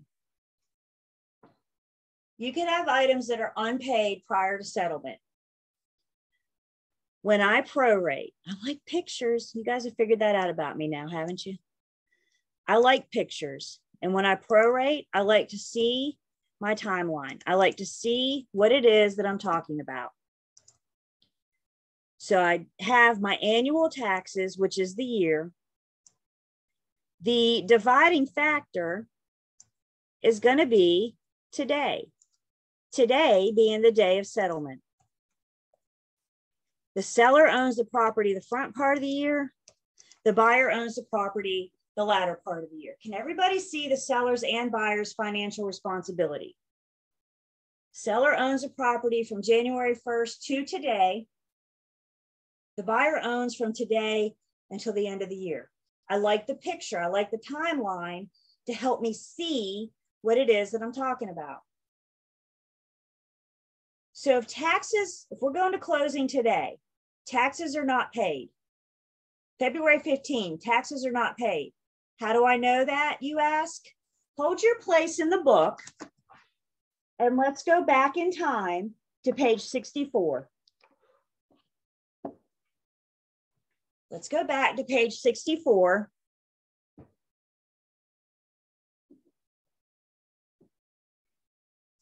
And let's look at our taxation timetable. The bill isn't even due until September 1st. The bill for this year hasn't even come out yet. So if we're going to closing today, there's no way that taxes could have been paid. Your problem may or may not tell you that. It may just say, we're going to closing on February 15th, prorate the taxes. But you have to know they've not been paid. Why?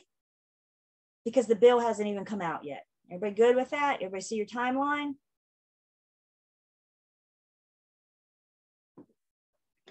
So if the taxes are unpaid, that means at some point later in the year, let's just say December something. Question came in, well, we need to know the timeline. Well, we've talked about it twice now. So I'd have an idea of what the timeline says so we understand how to do our settlement statement problem. Let's say the buyer pays the bill, pays the taxes at the end of the year. And yes, it comes out of their escrow. So when I say pay, let me rephrase that. The buyer is responsible for taxes at the end of the year, and it's going to come out of their escrow. When it comes out of the buyer's escrow at the end of the year, they're paying the entire year's taxes. Everybody with me? At the end of the year, it's going to be escrowed, and they're going to pay the entire year's taxes. At this point, stop and ask yourself, who owes whom? Who owes whom? If the buyer's paying taxes for the entire year, doesn't the seller owe the buyer some money? The whole idea of settlement is to settle things between the parties. We want to finalize everything today. When we leave today, when that deed gets recorded today, we need to be done with each other unless we have an agreement otherwise. Could you imagine if the buyer had to call the seller on December 13th and say, hey man, our taxes are due, send me some money? The seller's going to laugh and laugh and laugh as they're hanging up the phone, right? Because on February 16th, the seller's done. They've moved on. So how do we make this fair to the buyer? We do a debit the seller, credit the buyer for the period of time that the seller owns the property. Here we go. Including today. We do a debit the seller, credit the buyer. The buyer's going to receive money from the seller at settlement. It's all worked out on the settlement statement. This is going to be that much less money that the buyer has to bring to settlement. So now when taxes do come at the end of the year, they've already collected from the seller. We have settled that. I got 30 days in January, 15 days in February, which means the seller owes the buyer for 45 days of taxes.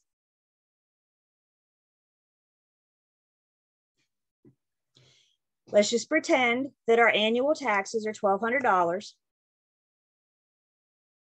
How many days in a pre-licensing world year?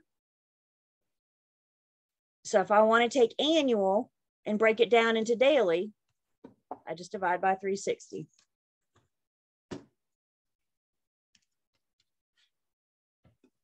So these taxes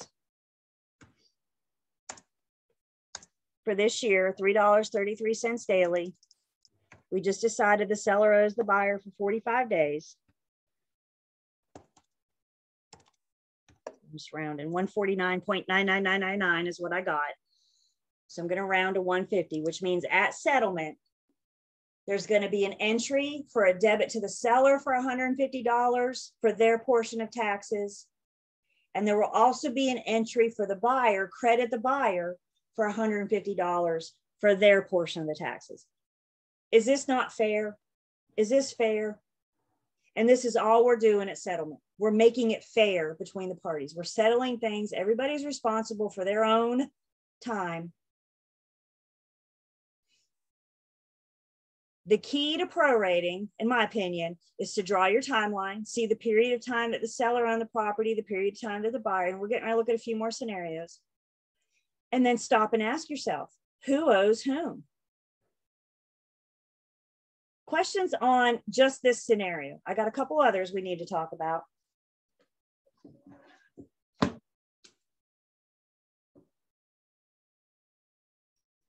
So in this case, the seller needs to pay that by today. It'll be on the settlement statement. So the seller's not going to write the buyer a check. It's going to shake out on the settlement statement when we look at all the buyer's debits and credits and all the seller's debits and credits. Okay, thank you. Yeah, good question. So yeah, understand the seller's not writing a check to Mr. Buyer for $150, right? It's going to show up on the seller's settlement statement as a debit. It's going to show up on the buyer's settlement statement as a credit. So they're paying them, just not directly.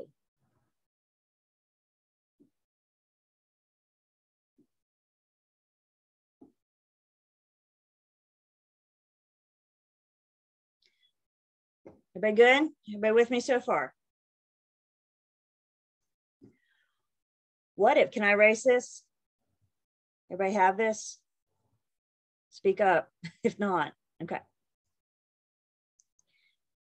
What if taxes are unpaid prior to settlement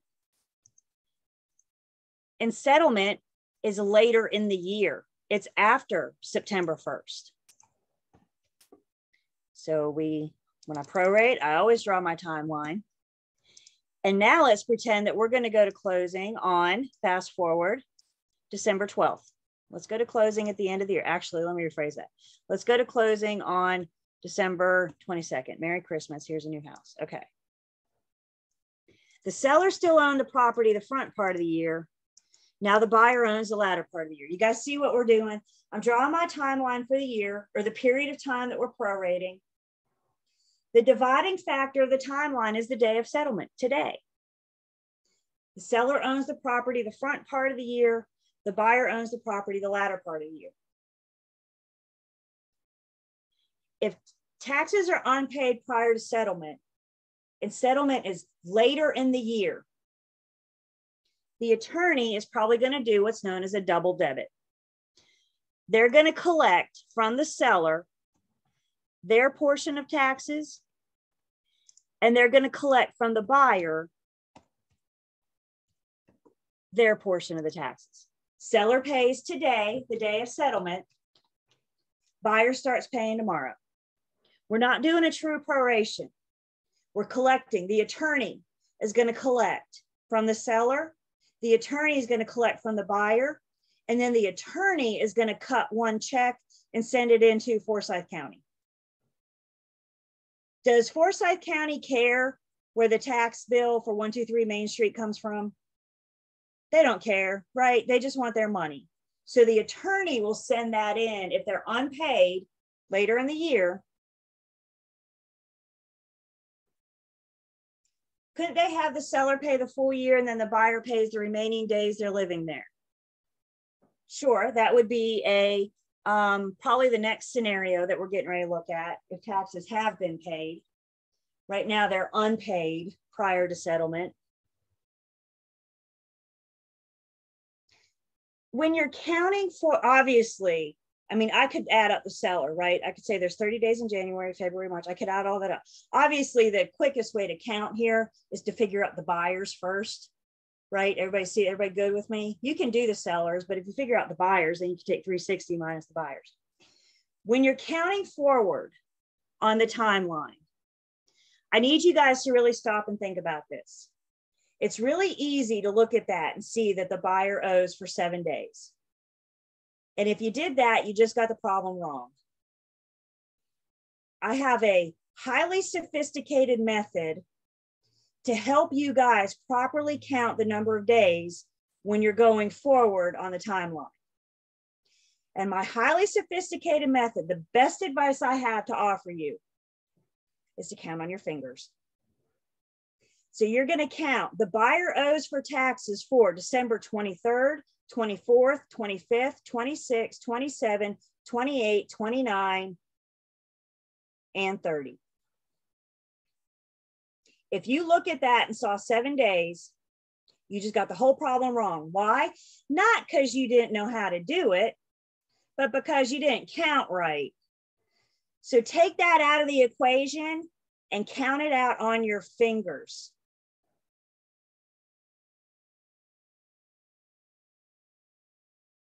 How do you know when to use a double debit? Because taxes are unpaid later in the year, after the bill. So we got 8 days that the buyer owes. So now to figure out the seller, I mean, again, you can say there's 30 days in January, February, March, or you can just say 360 minus 8 to get the seller owes for 352 days. I don't care how you do it. Then you take your daily taxes times 8, daily taxes times 352. There's your double debit. Debit the seller, debit the buyer. The seller's paying their part at settlement. The buyer's paying their part at settlement. Again, these are the scenarios if taxes are unpaid.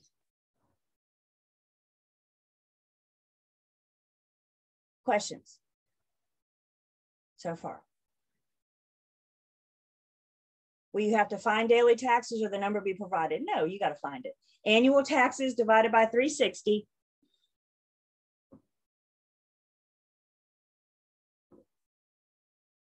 They'll have to give you, if they don't give you annual taxes, then they give you the assessed value and the tax rate. That's math we did in Unit 3. So if they don't give you the annual taxes, they'll give you the assessed value and the tax rate for you to find annual taxes, so then you can go through and prorate it. If they don't give you the actual information, you know how to do it.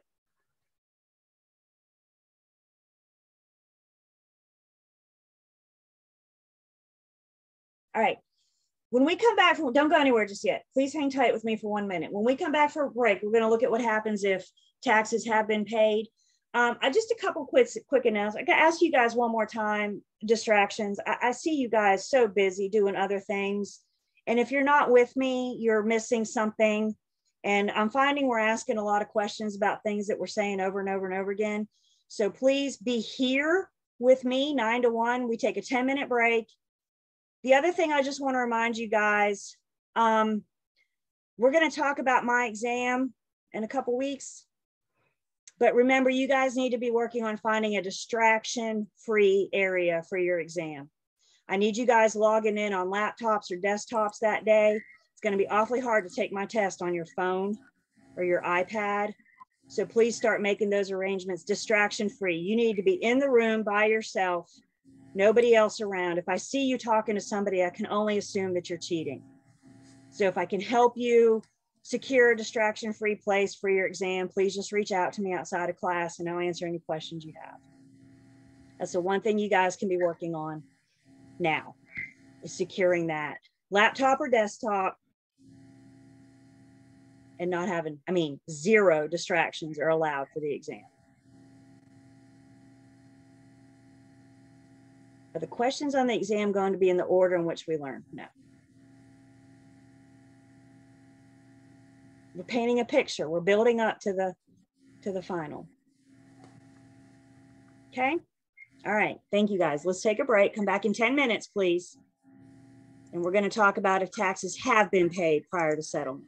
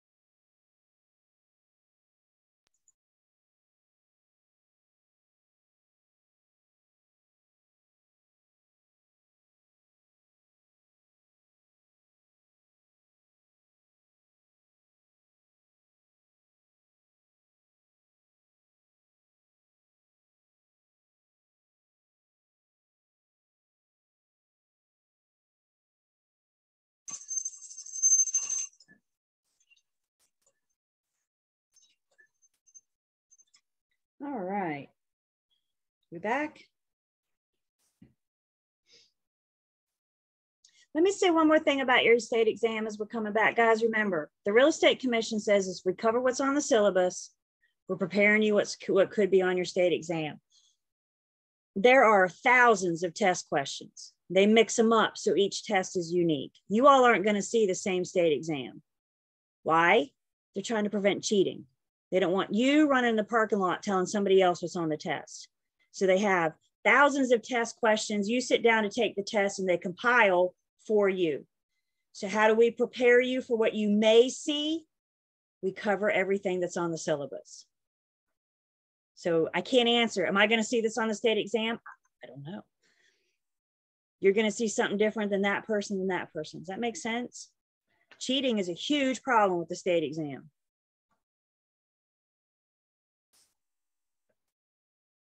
But the importance of the questions don't change, right? So like the red, yellow, and the green stuff, they just either change the question or they just reword it, right? They don't change the importance. Yep. Okay. And I can't see you. I can't tell you, guarantee you're going to see this on your test because you may have something related to this. You may have something else related to this topic.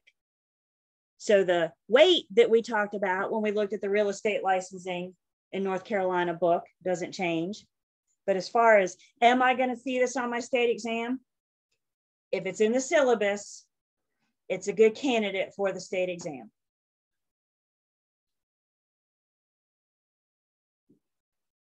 Okay. And a lot of this is building up, right? We're kind of telling a story now. Ending, we finally got to closing, but we had to build up to get to closing. Okay. Thank you. So taxes unpaid prior to settlement could have a couple different scenarios. Which one do you do? Well, if the problem doesn't tell you, you have to look at the date. You have to know if the bills even come out yet or not. So that's why we referred back to the timeline. I'll address that at next break. Well, I guess I should say it now. The color of the star represents the level in the syllabus. Level 3 material is a red star. Level 2 material is a yellow star, and level 1 is a green star. The other scenario for prorating that you could encounter are taxes that have been paid prior to settlement, which means before we got to settlement, the seller has already paid them. So let's talk about what that looks like. We draw our timeline so I can see what it is we're dealing with. Annual taxes run January 1st to December 30th. And now let's pretend that we're going to go to closing on November 27th. Seller still owns the property the front part of the year. Buyer still owns the property the latter part of the year. This is our visual. The timeline helps me see what it is that I'm looking at. So now that we have our visual, taxes have been prepaid, which means the seller has already paid the entire year's taxes. So now we stop and ask ourselves, who owes whom?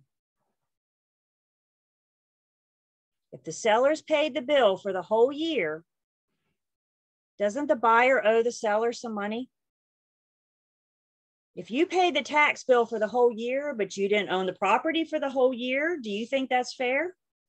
And I'm guessing if you put yourself in the seller's shoes, some of you are going, oh God, no, absolutely, that's not fair. The only it's fair for you to pay the taxes for the whole year is if you own the property for the whole year. So if they're prepaid before settlement, it's got to be later in the year, right? Because the tax bill doesn't come out until September. Sellers paid for the whole year, which means the buyer owes the seller for the period of time that they owned the property, which is the day after settlement to the end of the year. The buyer's responsibility is the day after settlement to the end of the year. And remember, when we count, when we go forward on the timeline, count on your fingers.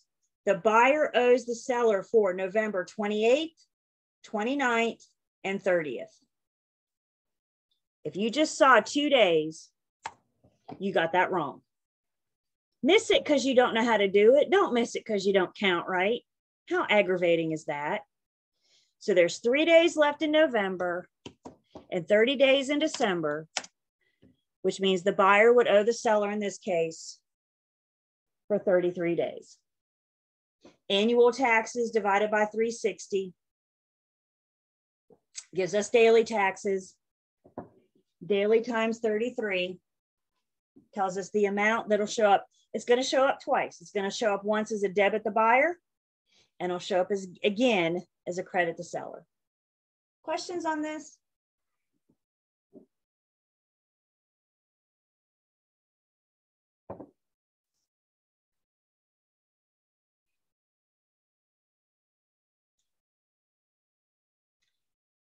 If you will, 561, let's start talking about what we got on 561 and 562.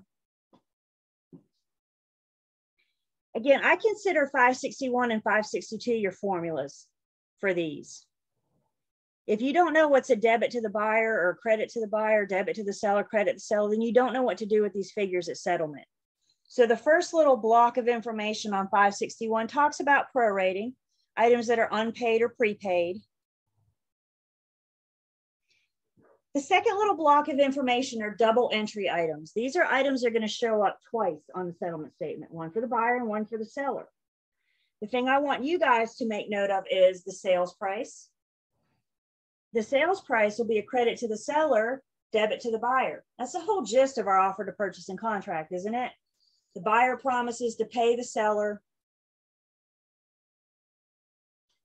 The other one to make note of 561, double entry items, is the due diligence fee.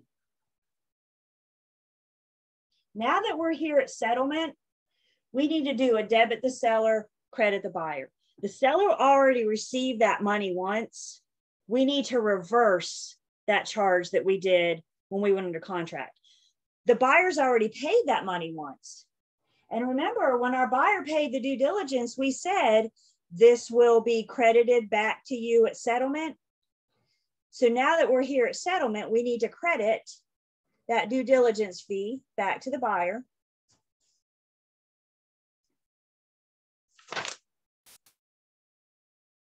Over on page 562, we have single entry items. These are things that show up under the seller or the buyer. As we've talked about, the seller pays CDE, commission, deed preparation fee, and excise tax.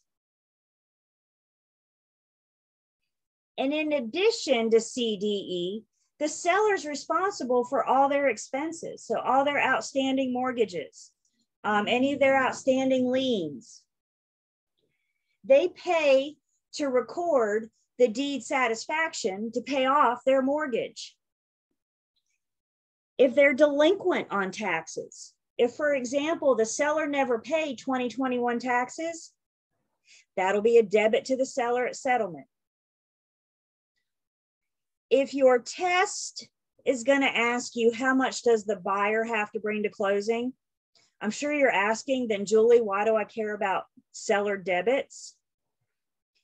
Because I wouldn't put it past them on your exam to put in something that's a seller debit as a distractor, something that's trying to trick you. So if you know the seller debits, you know not to include that when you're calculating for the buyer. So by knowing the seller, we can rule out those distractions. And then you have single entry items to the buyer. So we start with their debits. Anything doing with the buyer's loan is going to be a debit. Anything to deal with the buyer's due diligence period is going to be a debit.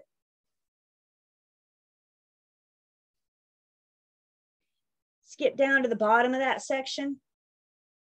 There's the buyer's earnest money deposit that is credited back to them at closing. Remember, that's what we told our buyer when we went under contract. You pay the due diligence and you pay the earnest money now, and both will be credited back to you at settlement.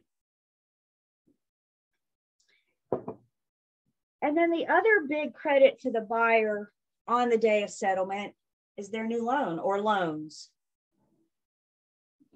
The settlement statement is a snapshot of today being the day of settlement.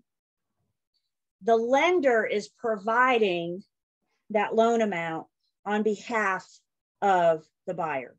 The lender is showing up with money today on behalf of the buyer.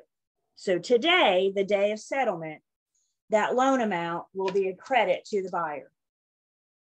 Tomorrow and for the next 30 years, it's going to be a debit, right? They have to pay the lender back. But today, the lender is providing that loan so they can settle, so they can fulfill their promise to the seller. Now, former students have told me that what they see on 561 and 562 can be confusing.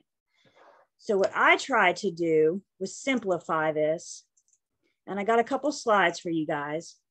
The first one just lists all of the seller's debits and credits. So CDE,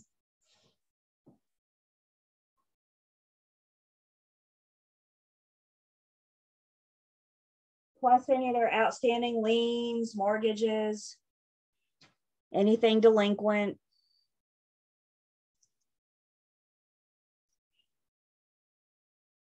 The big credit to the seller on the day of settlement is going to be the sales price. I'm saying the same thing here that we are on 561, 562, just trying to simplify it. I'm always open for feedback and suggestions. You guys can think of some other way to simplify this. I'm happy to hear it. Can I ask a question, Julie? Of course. Current personal property taxes, that would be included? Yes, ma'am. Anything delinquent and current, they're going to go ahead and collect at settlement from the seller. Okay. If I know we did that a while back, but oh no, personal property. So if they haven't paid taxes yet on the boat, they're going to collect that at settlement. Okay, because that's considered a superior lien. The real property taxes are a superior lien, and they'll get paid off first. That's our lien priority. Okay. Oh, how would they include that? To make sure they get paid. I was going to say, it might seem obvious, but it doesn't always seem obvious to me, is that when you see liens, mortgages, loans under the seller, if I'm selling my house, that's the money I owe to my bank. That's paying off your existing mortgage, your existing liens, your existing mechanics liens. Nothing to do with what the buyer's dealing with. The seller has nothing to do with the buyer's loans, correct? The seller has stuff they have to pay off, a mortgage or 2 or 5. The seller has to pay off delinquent taxes. The seller has to pay off mechanics liens. Any lien on the property as of settlement, the seller will be required to pay that before they get paid. Hey, Julie. Yeah. So when it says current personal property taxes, is that referring to, like in the book on 562, if taxable personal property such as farm tractor is to be conveyed to the buyer?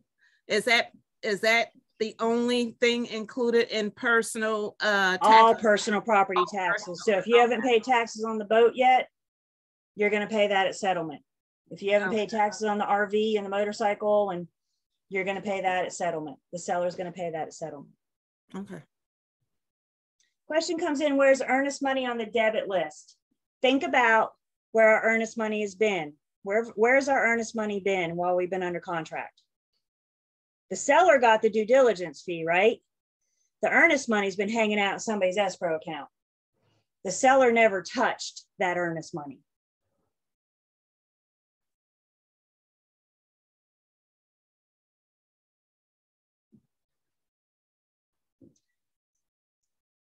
So then we also have the list of the buyer's debits and credits.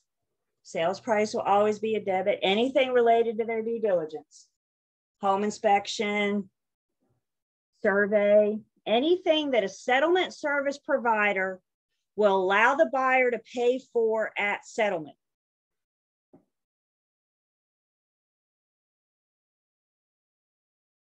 And then all their credits.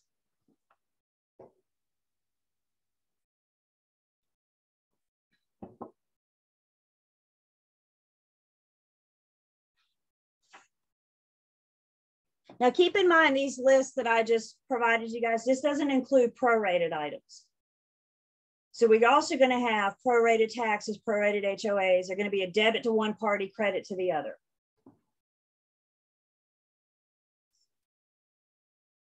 Lender fees for the buyers are going to include discount points, loan origination fee, something called interim interest that I'm getting ready to talk about.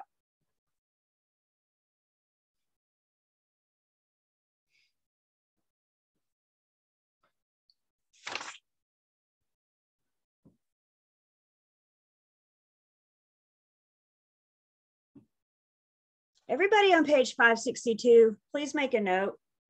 I'll leave this up for a second so you can come back and get it. And we're recording, and you have my PowerPoints. Page 562. The seller pays a deed preparation fee. The seller pays to have the deed prepared. The seller pays to have the attorney get the deed ready to take it to settlement.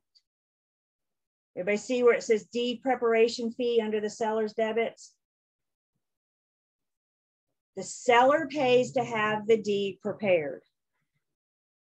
The buyer pays to have the deed recorded. The seller pays to have it prepared. The buyer pays to have it recorded. Let's remember it this way. When the attorney's getting the deed ready for settlement, it's still the seller's deed. It's still in their name. That deed hasn't changed hands yet. Whose best interest is it for that deed to be put on record, for their brand new deed to be put on record? It's the buyer's best interest. So they pay to have it recorded. The seller has it prepared. It's still their deed. The buyer records it. The buyer also pays to have the lender's deed of trust recorded.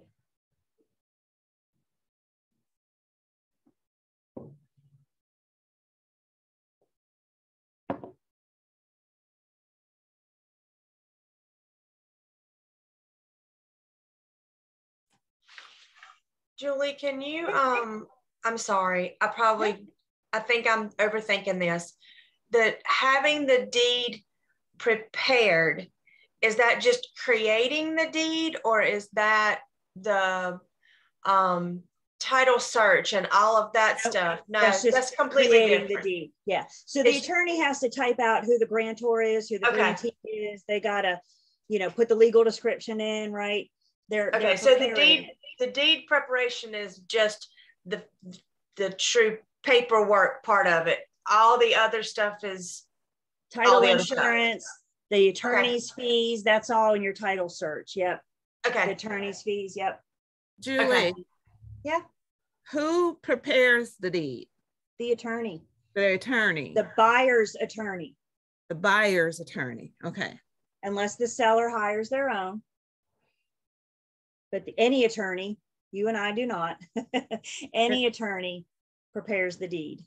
So this is going to be, when we go look up things, it's going to be what that last buyer attorney put on the deed. The buyer hires the attorney. Mm-hmm. So the attorney represents the buyer. That's their client. And one thing that they can do for their client is make sure their client is receiving a clean, marketable title. Right. Mm-hmm. That's the attorney's job, is mm-hmm. to make sure their client is receiving a clean, marketable title. Mm-hmm. As we said, most sellers in a residential transaction are going to let the buyer prepare, or the buyer's attorney prepare the deed. If it's a commercial transaction, the seller's going to have their own attorney. If it's an estate, the seller's going to have their own attorney. Okay, I got it. For your test, some items are going to be POC. which means paid outside of closing. For your exam, items that are POC are the appraisal, and this is real life too, by the way. The buyer has to pay for the appraisal before the appraiser will go out and do their thing. There's also the credit report fee that the lender will charge the buyer to pull their credit.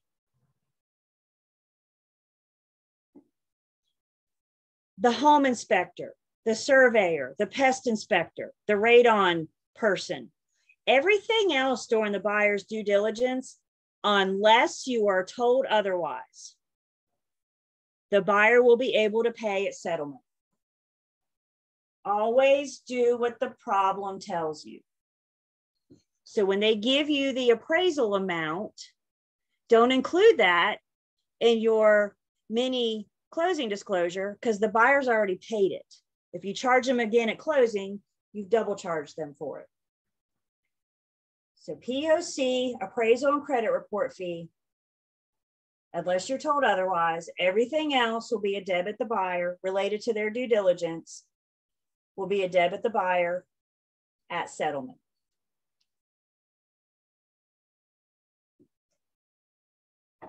Questions?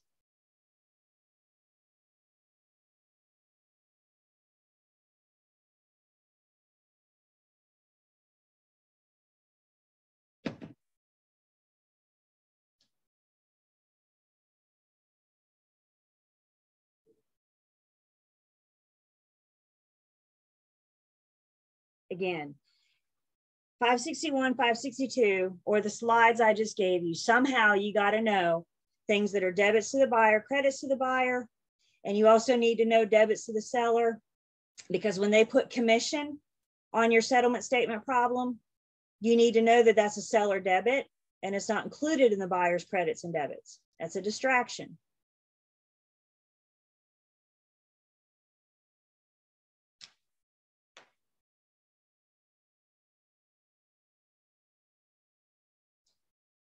Okay.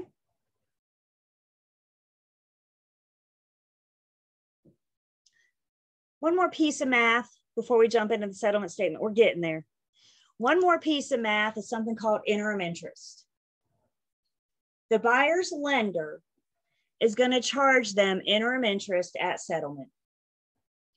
And all interim interest does is getting the buyer caught up on their interest payments. So once again, draw a picture.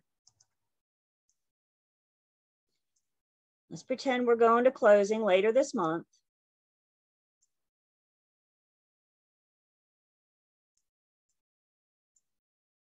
We're going later this month and the buyer's originating a new loan. So let's go to closing on the 25th.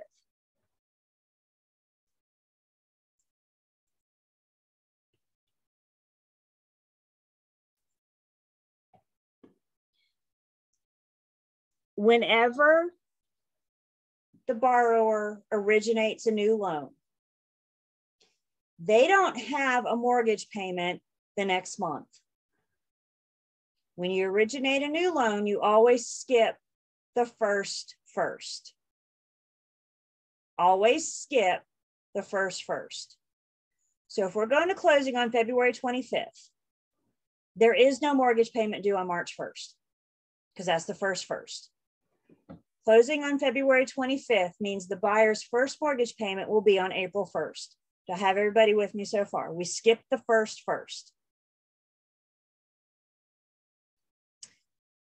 Remember we said in Unit 14, interest is always paid in arrears. Where's your arrear at? Where's your arrear? Look if you need to, but it's behind you. I got you guys doing all sorts of silly stuff at PSI. I got you looking at your butt. I got you counting on your fingers. I don't care. Whatever you got to do to get this information, right? So when they make their first payment on April 1st, they're paying March's interest. The first payment on April 1st, interest is paid in arrears, which means they're paying March's interest. Everybody with me so far? May 1st, we're going to pay April's interest. June 1st, we're going to pay May's interest. Interest is paid in arrears. The lender is going, whoa, whoa, whoa. I originated this loan on the 25th. Why do I not get paid interest for the rest of, that month? And that's what interim interest is. It's the borrower getting caught up on their interest payment. Interim interest is always the day of closing to the last day of that month. Never ever go into the next month. They will pay interest for March 1st when they make their payment on April 1st. Questions so far? Interim interest is always, hear my absolute word there, always the day of closing to the last day of that month. Why does a new loan skip the first month? Remember, our payments are the same every single month, right? My principal, my interest is the same every single month. So if you make a payment on March 1st, you're making a payment for a whole month that you didn't own the property for. Is that fair? No. So they have to let you have a full month pass before they can start charging you principal and interest. Again, the lender wants their money. Yes, we don't know much about lenders, but we know that they want their money. So the lender's going, okay, that's fine. Your first payment comes in on April 1st. Tell your buyers they get a month off. I mean, they just bought a dang house, right? So this is good news. This makes them feel a little bit better. The buyer owes from the day of closing to the last day of that month. Now we need to figure out how many days the buyer owes the lender. So we're going to calculate days by counting the 25th, the 26th, the 27th, the 28th, the 29th, and the 30th. The buyer owes their lender for 6 days of interest that will be a debit the buyer at settlement. It'll be a debit to the buyer at settlement for 6 days.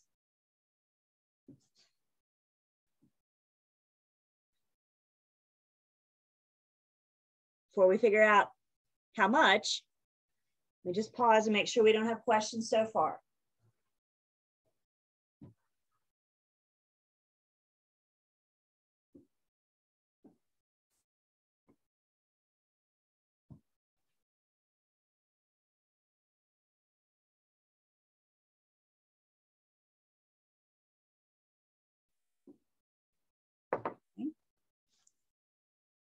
Remember back in Unit 14, we amortized and we figured out our monthly interest. You guys remember how we got to monthly interest? We took our balance times the interest rate, which gives us annual interest. Balance times the interest rate gives you annual interest. When we amortized, I divided by 12 to get monthly interest, right? But I don't want monthly interest this time. Now I want daily interest. So the balance times the interest rate gives me annual interest. Divide by 360 to get daily interest. The balance is going to be the loan amount. The loan amount times the interest rate gives you annual interest. Divided by 360 gives you daily. In this case, take the daily interest times 6. And that tells you how much debit to the buyer they're going to pay at settlement for their interim interest. All interim interest is the buyer getting caught up on their interest payment.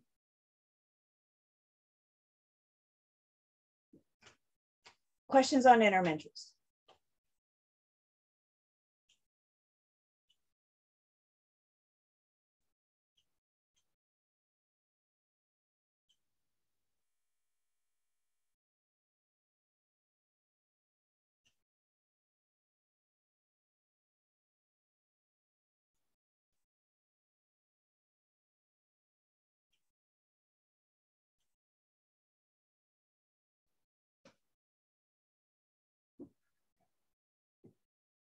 Okay. Good so far? By the way, we are getting ready to do one of these. And if you're sitting there wondering, oh gosh, I wonder if Julie's going to give me any practice for these. Of course I am. Because what do we know about math? How do we get math? Practice, practice, practice. With these, it's practicing. It's knowing what's a debit and a credit to each party. Everybody good? Can I erase this? Interim interest. All right. I want to finish up Unit 21 so we can go off PowerPoint the rest of the day. So let's go ahead and knock this out, and then we'll work on our settlement statement. Unit 21, this is kind of scattered throughout the book, but specifically I pulled this information from the syllabus to make sure that we cover it and make sure that we've discussed it. The Real Estate Commission lists our responsibilities for the settlement statement. We need to have a thorough understanding of how these things work. We have a duty, we owe it to our client to verify the accuracy of entries of which we have direct knowledge. Again, pull out your sales contract. Pull out your calculator. In just a minute, you'll be able to verify that prorated taxes are right. You'll be able to verify that interim interest is right. We always have a responsibility to look out for red flags. Anytime you look at something and go, is that right? You just threw up a red flag, and that should cause you to ask some questions. Call the lender, call the attorney. Don't just ignore them. You know, after time, lenders' fees are going to start looking pretty similar. Like I said, 1 to 2% is pretty typical. I wouldn't get excited over 3%. But if I saw the lenders charging my buyer 6% of the loan origination, 6% loan origination fee, I'd have a red flag go up, and I'd call the lender and I'd say 6%. After a while, those kinds of things will look familiar, so you know what red flags you're looking for. Things that we can verify. Make sure that the debits are in the debit columns, the credits are in the credit columns. We can verify prorated taxes, interim interest, excise tax if you're working with the seller, bottom line figures. Again, any unpaid invoices that we have knowledge of, the home inspector sends me the invoice for me to forward on to the attorney to make sure that they get paid. If I'm aware of that invoice, I need to make sure it's on the settlement statement.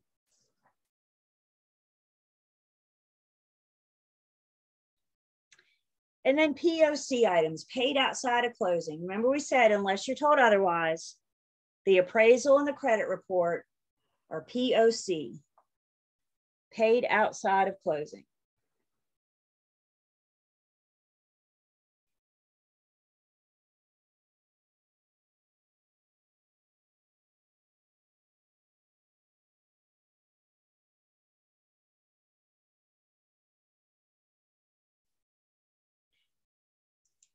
Failure to review the settlement statement or failure to report any errors or missing entries may result in a disciplinary action by the Real Estate Commission. If you receive it, you have a duty to review it. If you don't receive it, you need to call the attorney and ask them where it is. Remember, I'm the one that tells my buyer how much they have to bring to closing. I tell the buyer, you're going to get a CD from the lender. I need you to sign off on that. Do not go to the bank until you talk to me. And I give them an amount to the penny on how much to do their cashier's check or wire transfer. Personal checks are not allowed at settlement. If I'm the seller's agent, I'm going to receive the seller's closing disclosure. I have a duty to look it over to make sure the money that my seller is going to get at settlement is accurate. Make sure it's correct. Sometimes sellers have to bring money to settlement. If they're underwater, if they owe more than what the property's worth, They may have to bring money to settlement, in which case I have to instruct my seller to get a cashier's check or do a wire transfer for that amount to the penny. Questions or comments?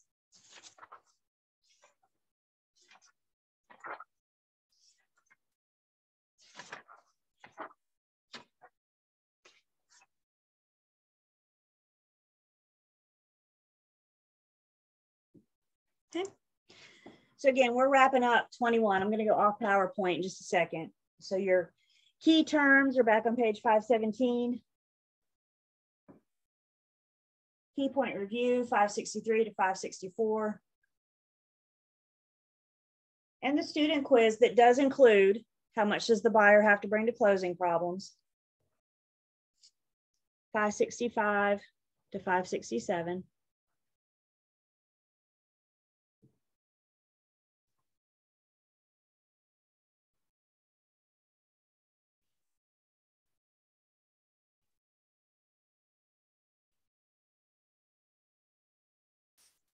We talked about the math concepts in 21.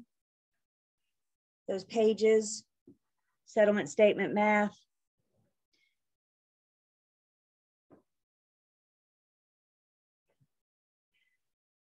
Those 50 problems in the back of the book, these are the numbers that relate to the math of the settlement statement. And again, there's standalone proration problems. There might even be a standalone interim interest. If you can learn how to prorate and you can learn how to do interim interest, it's not only going to help you with the settlement statement, but you could also have a standalone problem on your test.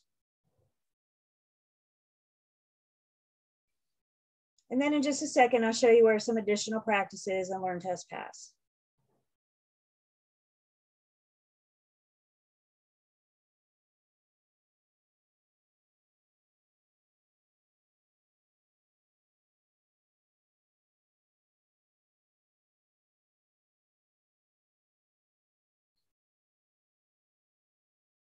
There's a lot of numbers in the back of the book that relate to the math that we're doing.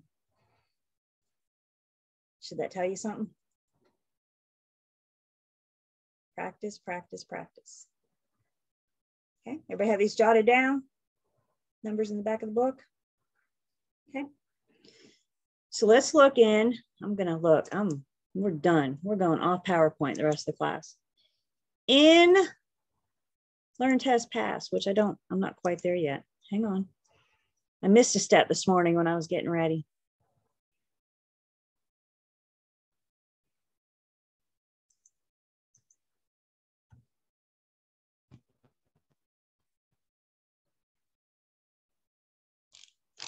In learn, test, pass in the unit 21 material, we got a couple mini CDs. That's what I call them, mini CDs. How much does the buyer have to bring to closing? We're getting ready to do this first one in class together. And of course, here's the answer key. You have mini CD2, mini CD4, and mini CD5. Where's mini CD3, you ask? It's of my opinion, mini CD3 is harder than anything that you'll ever see on your test. So I chose not to include it. However, if you're up for the challenge, just send me an email and I'll be happy to give you mini CD3. Additionally, don't forget, you guys got this math workbook. Unit 21, math workbook is right under Unit 21. And there it is. There's some additional information on the closing statement there. There's some additional practice on the mini CD. So you got your book, 2 places in Learn, Test, Pass. And of course, you always have me. When you're doing these closing statements, these are the perfect examples of when to send me a screenshot of your work. Because usually if I can see what you're doing, I can help you get unstuck. So I'm going to stop sharing just for 1 second. What questions do I have right now? Or comments?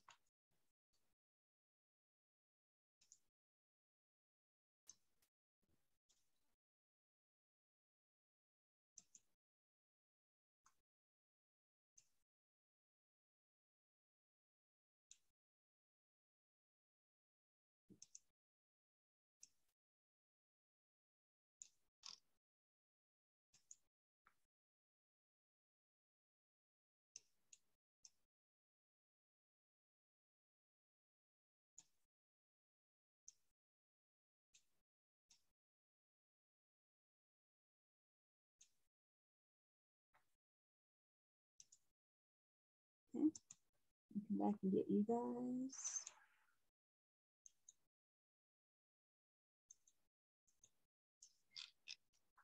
So when you guys are doing these, the first thing I want you to do on your scratch paper is to take your scratch paper, draw a line down the middle of it, and call one side credit. You can spell it. And the other side debit. And what we're going to do is we're going to go through this problem and we're going to put all the buyer's figures on one side or the other. We're going to look at their credits and we're going to look at their debits. The problem itself, and again, this is in Learn, Test, Pass. This one is bullet points, or should be bullet points. Sometimes they're bullet points, sometimes they're just big run-on paragraphs. No matter what they are, how they look, I always want you guys going from top to bottom. Don't try to skip around. Start at the top and work your way down to the bottom. If you skip around, you're going to skip something. So start at the top, work your way. And remember, this whole question, just to ask, how much cash must the buyer bring to the settlement? This is who I care about, is the buyer. How much does the buyer have to bring to settlement? So we're going to do this. We'll get started and we'll take a break. Finish it up. You guys get your private chats ready for me, because I want to hear from all of you. Private chats. And also go ahead and refer to 561 and 562 or those PowerPoint slides I gave you guys. As you're learning this, it's okay to look up what's a debit to the buyer, what's a credit to the buyer. It's okay, that's how you learn. So use 561 and 562 as your guide.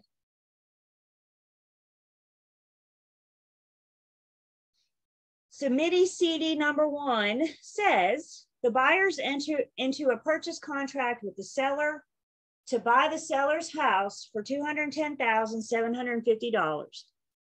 In a private chat, tell me D or C. Is the sales price a debit or a credit to the buyer?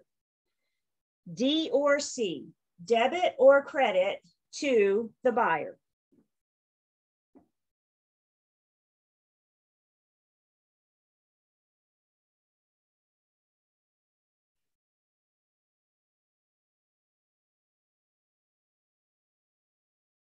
The sales price, debit or credit to the buyer. And you can use 561 and 562 as your guide. Debit or credit to the buyer. The sales price is always going to be a debit to the buyer. The buyer owes the seller $210,750. It takes us 15 pages on our offer to purchase and contract for the buyer to say, I will give you $210,750 in exchange, you give me your property.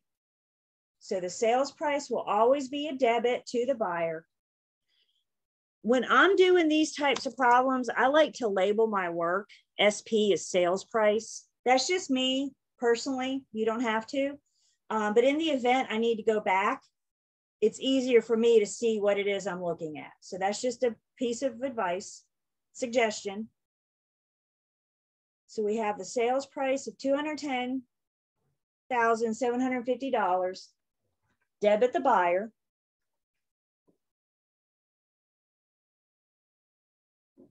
The contract provides for a November 24th settlement. I like to write the settlement date in the top of my page because I know I got to refer back to that. It might save me a couple extra precious test time, test seconds, test minutes, instead of hunting around in the problem looking for the purchase price.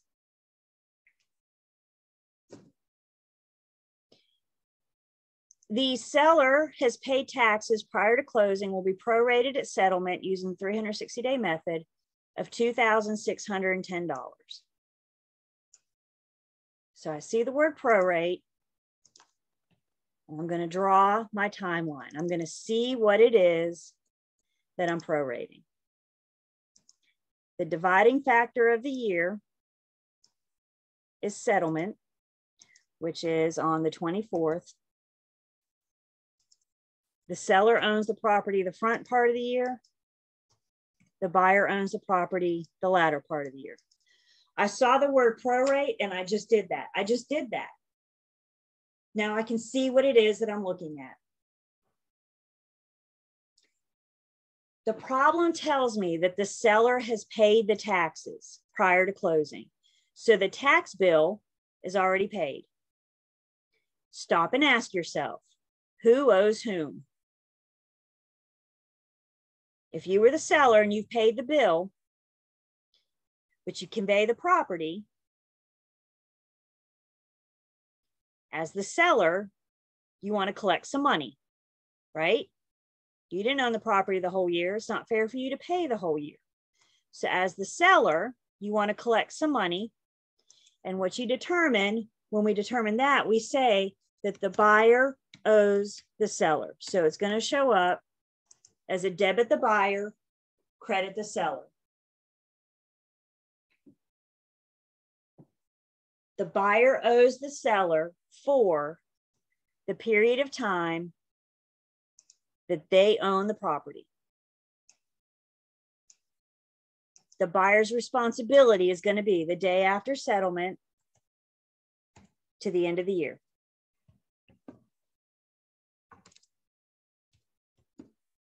The buyer owes the seller for the day after settlement to the end of the year. Now we count. The buyer owes the seller for November 25th, 26, 27, 28, 29, and 30.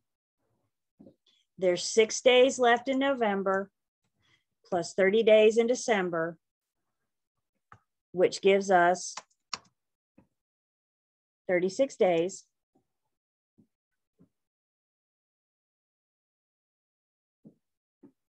What questions do I have so far? Everybody good on how I got the 36 days?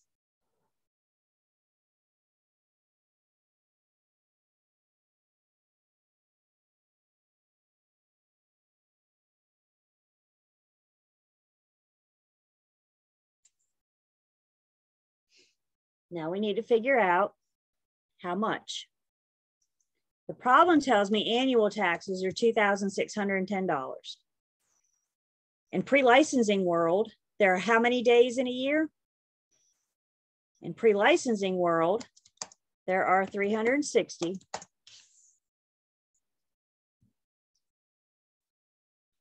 So we take annual taxes divided by 360 to get daily taxes of $7.25. Every single day this year, taxes are worth $7.25. The buyer owes the seller for 36 days, which means we will have an entry, debit the buyer, of $261 for their portion of this year's taxes. The buyer owes the seller $261 for the last 36 days of the year.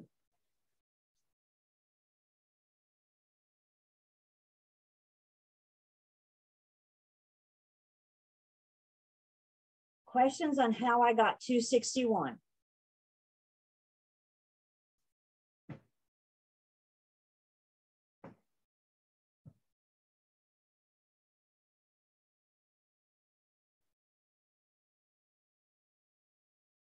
Debit the buyer because the buyer owes the seller. Almost think of this as the buyer reimbursing the seller. Seller's already paid, taxes are taken care of, Forsyth County satisfied. Seller just owes them a little bit of money to make it fair. That's all we're doing is making it fair. Questions? Y'all get why I want you to count on your fingers? Did you look at November 25th and see there are 5 days left? Guys, I promise you, you can't miss a question by rounding, which means, I mean, they suggest if you go out 3 decimal places, you should be all right.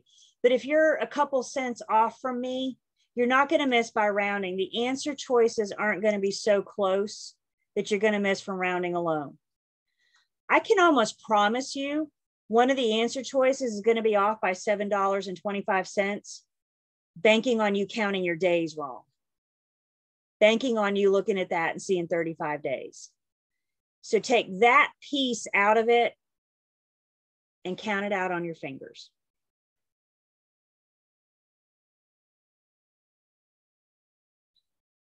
Everybody good so far? Okay, I'm going to leave this up. Let's take our break. When we come back, we'll keep going on this. So let's take 10.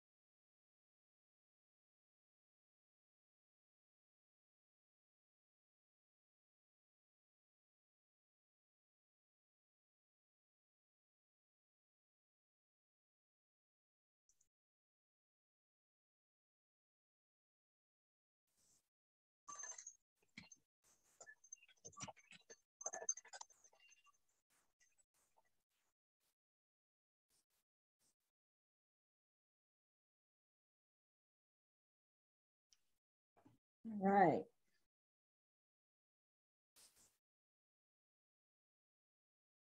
You're back. So far, so good. These are definitely things, guys. I'm telling you, these are definitely problems. What's a debit? What's a credit?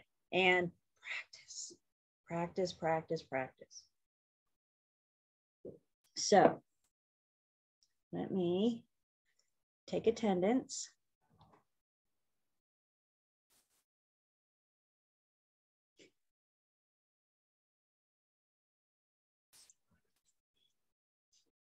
So we got the sales price. We figured out the taxes. This is where we left. Real property taxes. The buyer owes the seller for $261. Everybody good? Because I need to erase this math, property tax math. So everybody good? It's getting ready to go away.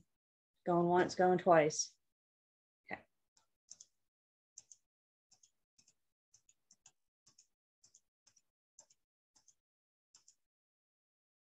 Okay.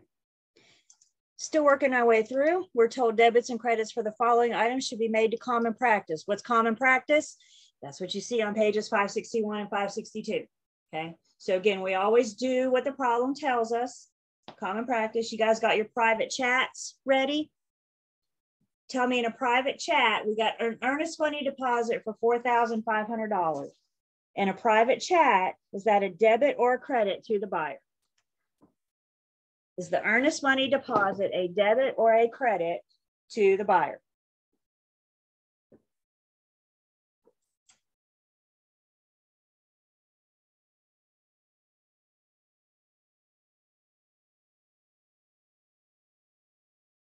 Earnest money deposit.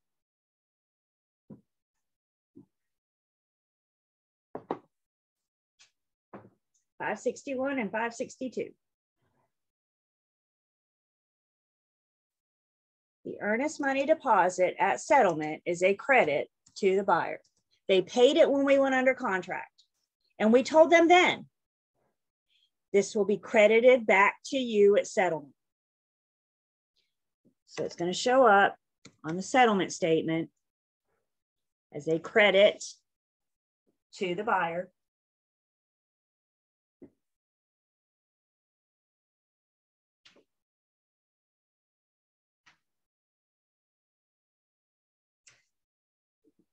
Then we got financing. I got a loan of $175,000. Tell me in the chat, D or C. Is the loan amount a debit or a credit to the buyer? You can look at 561 and 562. Is the loan amount on the day of settlement?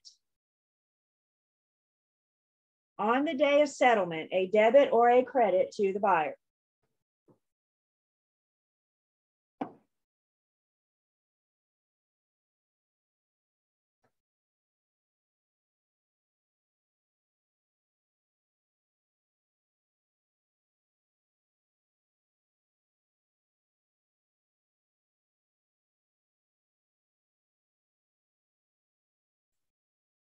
And on the day of settlement, that loan amount will be a credit to the buyer. The lender is showing up with that money on the borrower's behalf.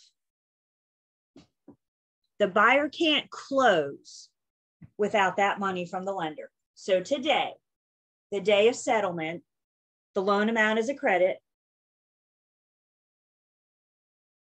For the next 30 years, it's a debit. The buyer has to pay the lender back. Questions on that? Loan amount is a credit at settlement, credit to the buyer.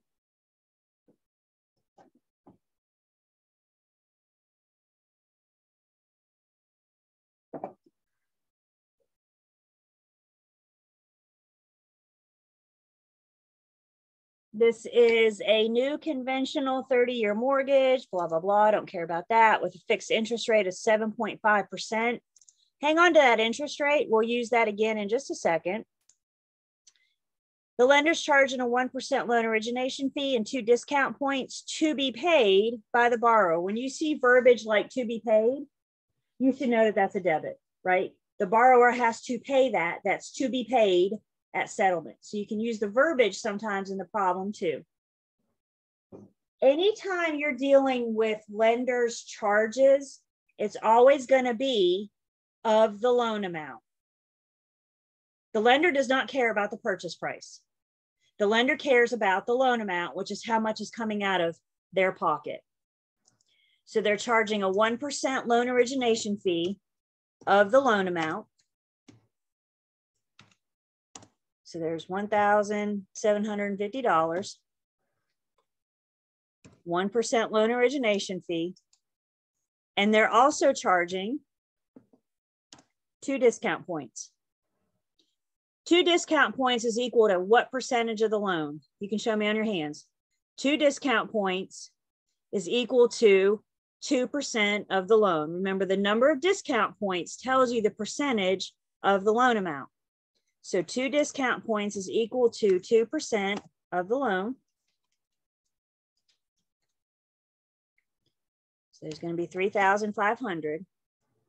So under our debit column for the buyer, we're going to do 1,750 for loan origination fee, and we're going to do 3,500 for discount points.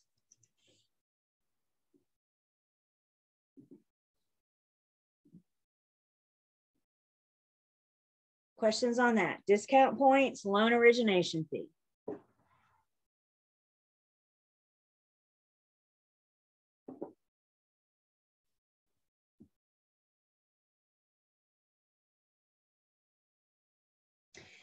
You only have to worry about changing the interest rate when the problem specifically says what's the borrower's new interest rate. And it'll be a standalone problem. You're not going to see it in one of these. So when you're doing these, you're going to take the interest rate that they gave you. All you need to worry about is the charge to the buyer of 2 discount points.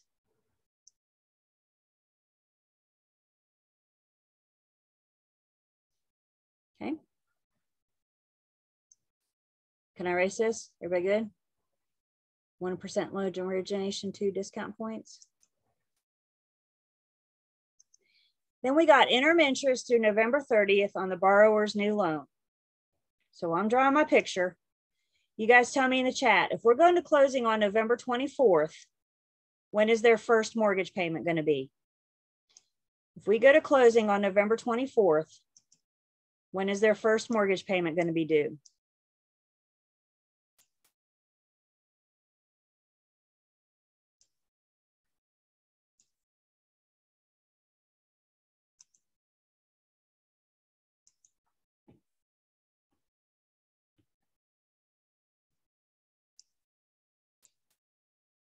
So we go to closing on November 24th.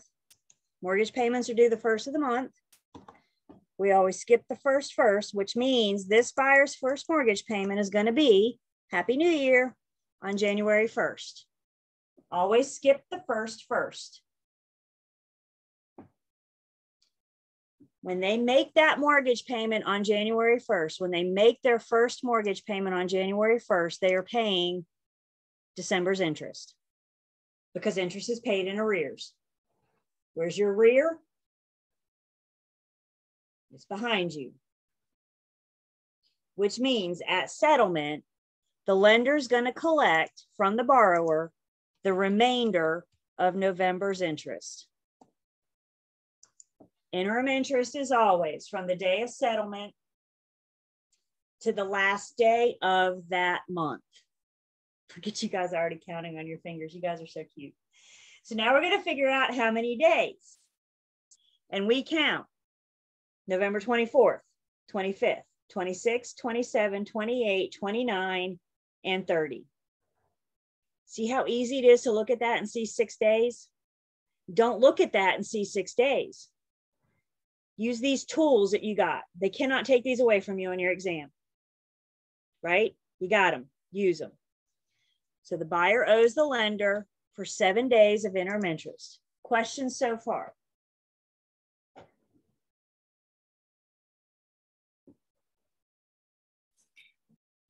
So they owe for the interest, like earlier in the conversation, you were talking about how the seller woke up that day and the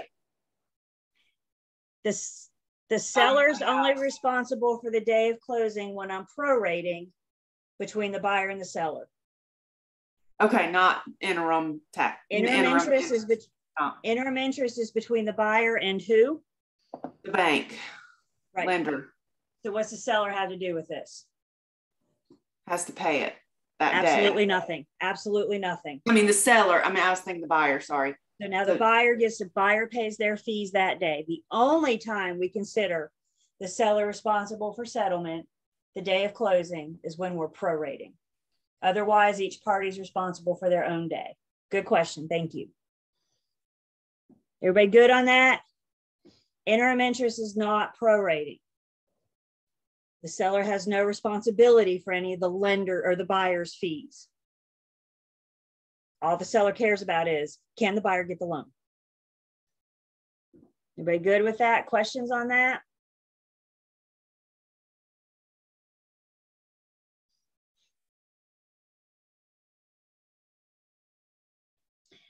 So now we figure out how much. The 7 is the number of days that the buyer owes their lender. So it's the 24th, 25th, 26th, 27, 28, 29, and 30.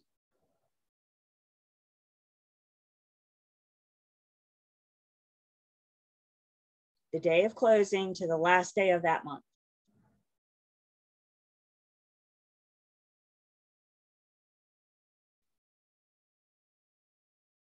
Okay. Now we're going to figure out how much. So we take the balance, which is the loan amount, times the interest rate. Remember, I just said hang on to that. We'll come back to it. So now here we are. 7.5% interest rate. Goodness. I take the balance times the interest rate to get annual interest. Balance times the interest rate gives me annual interest. I need to break it down to daily, so I'm going to divide by 360. Again, they say if you go out at least 3 decimal places, to be most accurate, when you take 13,125 divided by 360, you got 36.4583333. If you want to be spot on, don't clear your calculator. But if you want to round, the suggestion is you go out 3 decimal places. Daily interest is $36.458333 times 7 days. And we get a debit to the buyer for interim interest of $255.21 interim interest. This is how much the buyer owes their lender to get caught up on their interest payment. They are now paid interest through the end of November. The lender will get their interest for December 1st when the buyer makes their first payment on January 1st. Questions on how I got any of this? Interim interest.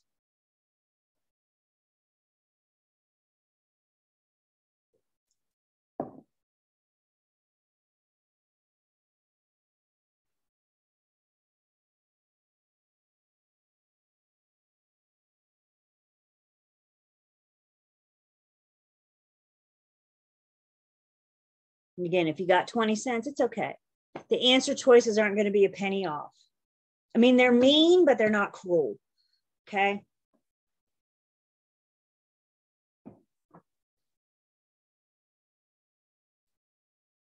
Everybody good? I got to erase this. Interim interest math going away.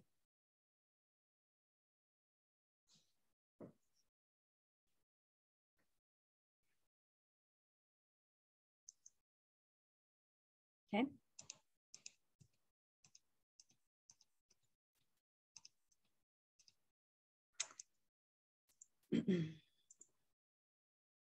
Continuing on, we got private mortgage insurance.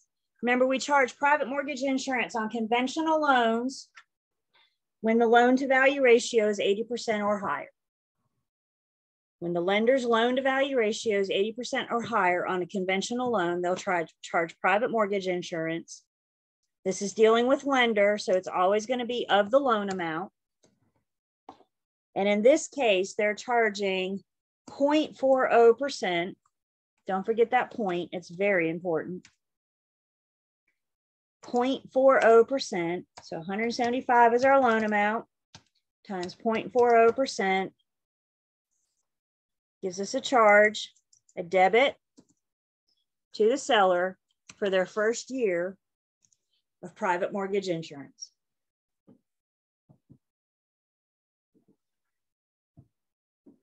Debit to the buyer, first year due at closing, 0.40% of the loan. And what's of mean in a word problem? Of means multiply. So 0.40% of the loan amount.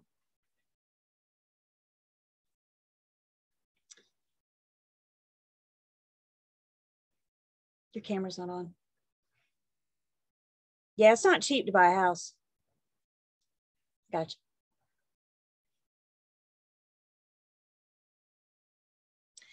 All right, borrower's homeowner's insurance annual premium, $440 to be paid at closing. Insurance is always paid for services in advance. When the buyer at settlement pays for their first year premium at closing, they're covered from the day of closing a year from now. So at closing, we're going to pay the first year's homeowner's insurance. Think about your car insurance. Think about your health insurance. You pay your car insurance today, you're covered for the next 6 months. Yes? You pay your health insurance on the first of the month, you're covered for that month.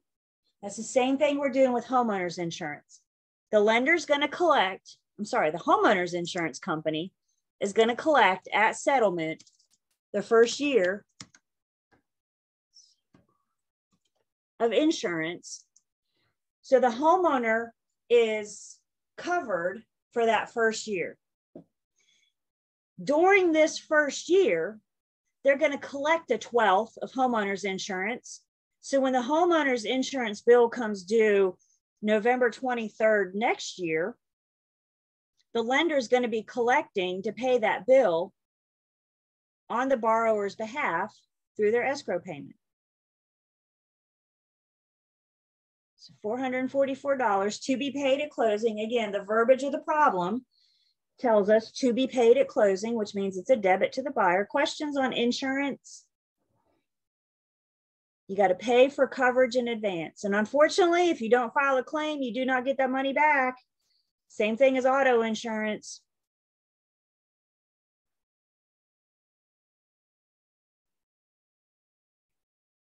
Private chat, due diligence fee. Is that a credit or a debit to the buyer? Due diligence fee of $250. Debit or credit to the buyer?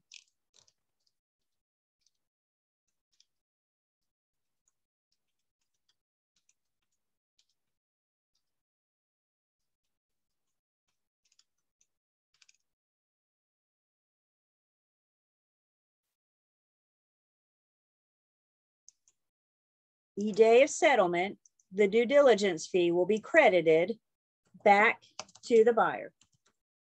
Remember, let's back up to when we went under contract.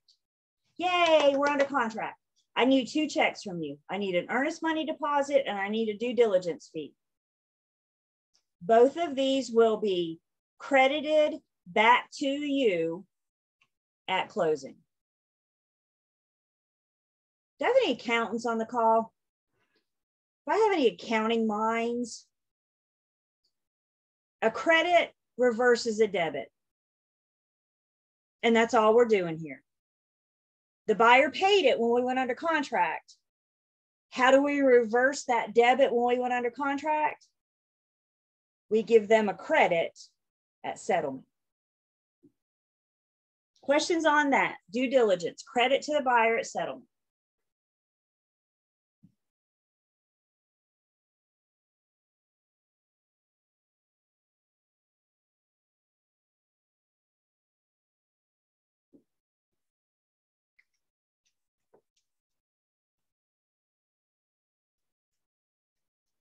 Okay. Private chat, attorney's fee, debit or credit to the buyer. Debit or credit to the buyer. D or C.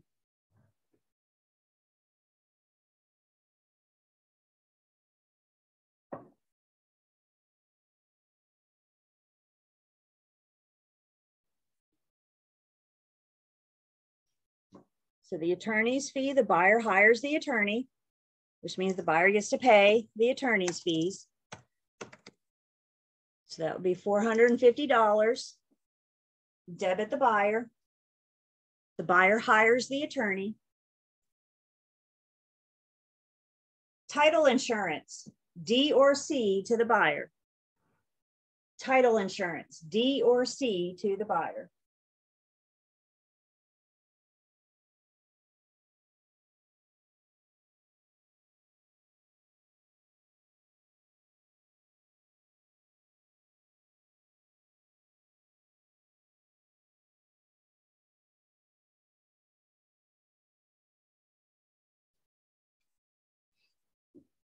At settlement, the buyer gets to pay for both policies, both their title insurance and the lender's title insurance. Both will be a debit to the buyer at settlement.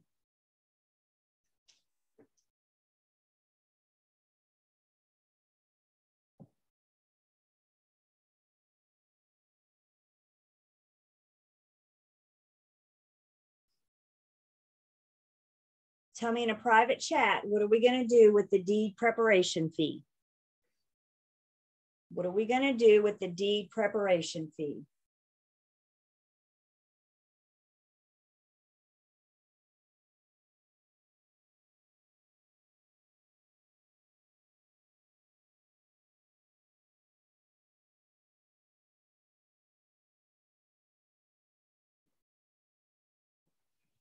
Man, some of you I couldn't trick.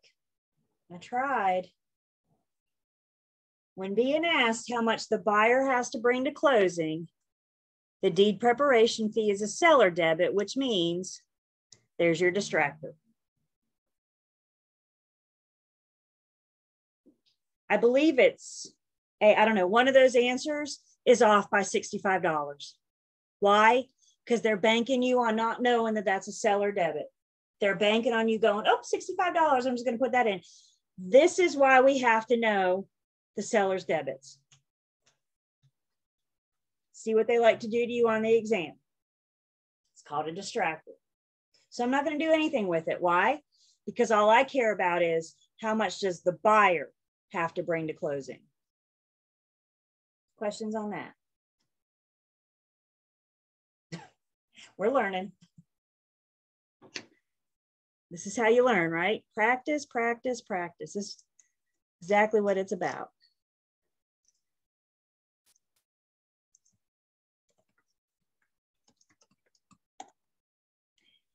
Now the deed recording fee, what are we going to do with that? Deed recording fee.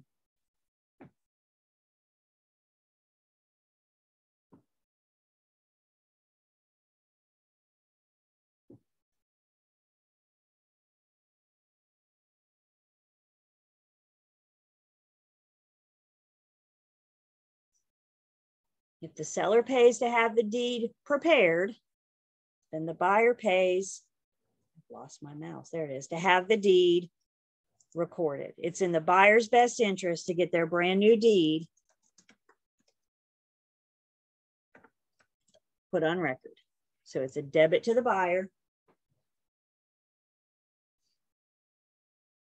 Survey of $300, D or C to the buyer.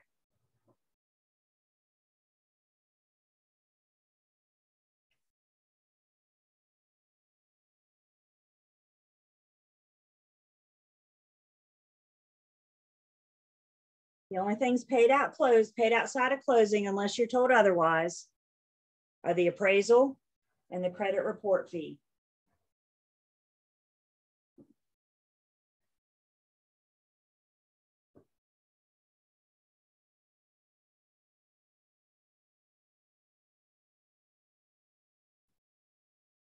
So we're good now that $400 survey is going to be a debit to the buyer. $300. Oh, thank you.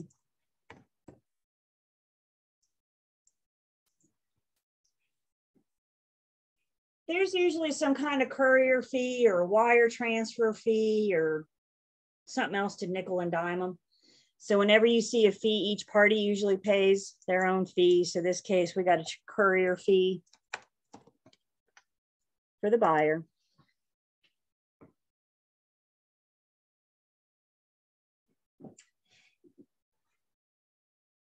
Questions so far before we look at this last bullet point? Do I have any questions so far so we can talk about our loan escrows?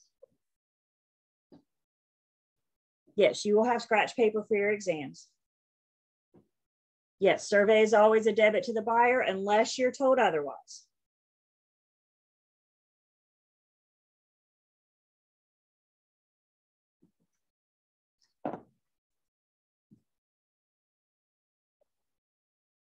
Courier is just a delivery.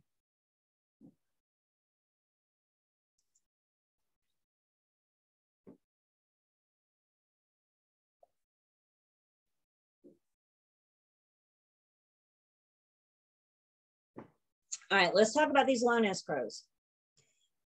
We prorated annual taxes. We charged the borrower for the first year of homeowner's insurance. Everybody good with me so far? We took this year's annual taxes and we prorated them between the buyer and the seller. We charged the borrower at settlement for their first year of homeowner's insurance. In addition to that, the lender's going to collect a couple months of each to fund the escrow account, to start the escrow account for the borrower. And then they want a little bit of cushion. Is there a good chance that taxes can go up next year, that taxes can be more expensive? It happens. Is there a good chance that homeowners insurance can be more expensive next year? It happens. So what the lender does to ensure that they have money to pay these bills on your behalf next year and the year after that and the year after that is when they originate your escrow accounts, they give themselves a cushion. They give themselves some wiggle room. So if those bills go up next year, they still have the money in your escrow account to pay those bills on your behalf.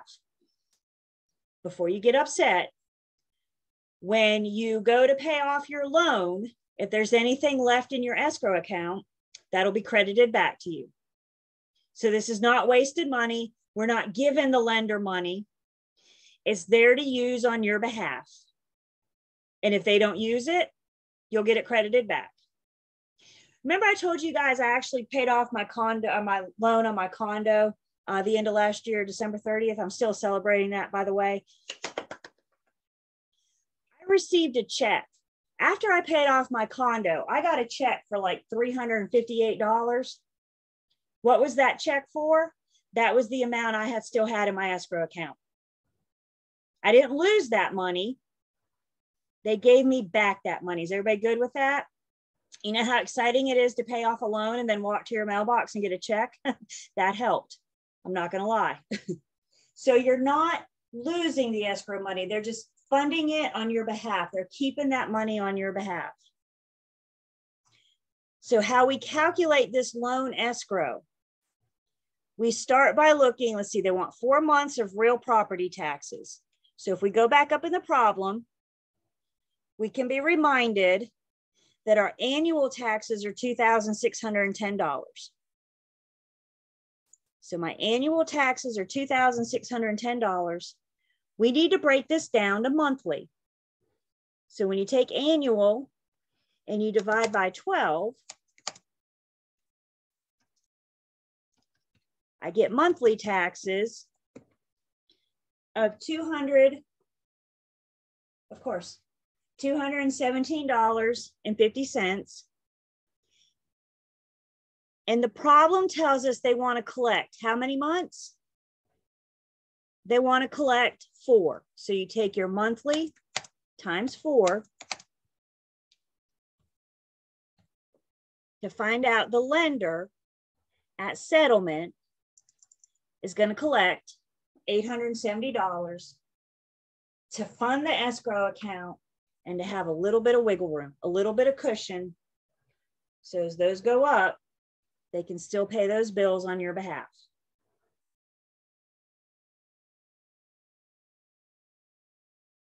Julie, this goes at the 444. So you're paying, would that go into the escrow account too? No, this is the first year homeowners insurance. Paying that 444 covers the borrower from the day they buy the property for the first year, because insurance is always paid in advance. Oh, wow. So they want, okay. It's not the lender that wants to be paid for homeowners insurance, right? It's the homeowners insurance agent. They're not going to give you coverage if you don't pay them. So you're paying for the first year at settlement, and then they're going to collect, in this case, 2 months for escrow, because there's a really good chance next year homeowners insurance is going to be more than $444. Welcome to the real world, right? Costs go up, prices go up, expenses go up. So we have our annual, divide by 12 to get monthly. And in this case, the lender wants to collect how many months for homeowners insurance? They want to collect 2 months. The problem will have to tell you how much.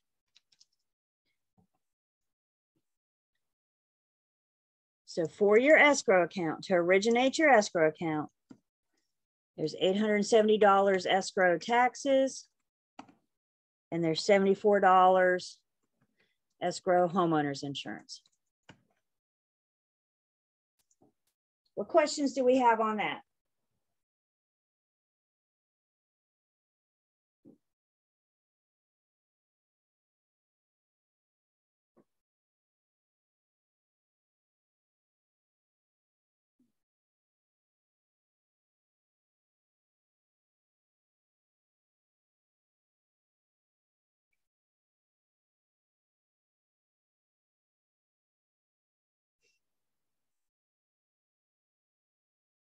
Okay. I'm getting ready to erase. What's on the right? If you're good, everybody good if I erase this? Or escrow math? So now what I want you guys to do, straight line add up all the buyer's debits and add up all the buyer's credits. You don't have to tell me in a chat. Add them all up, and then we'll talk about what we're going to do with these totals. Question comes in about PMI. Is it normal to be paid in one lump sum? It depends on the lender. Some lenders will, divide it by 12 and attach it to your mortgage payment. Some will collect it at settlement.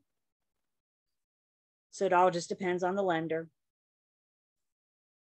For your problems, the problem will tell you what they want you to do.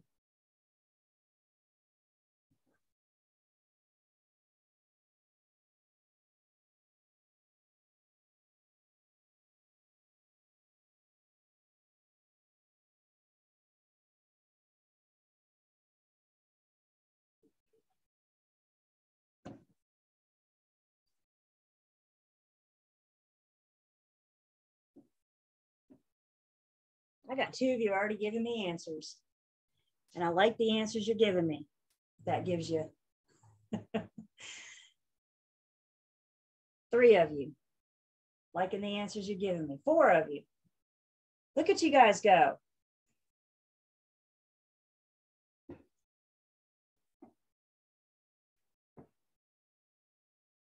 I like everything I'm seeing so far.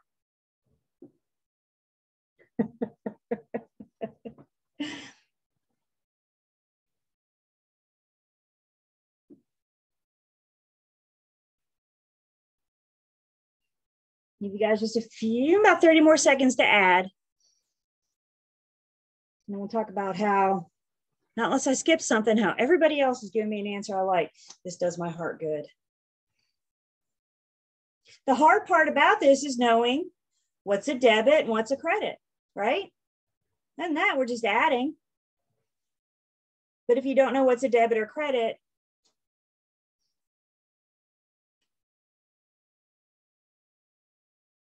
yep.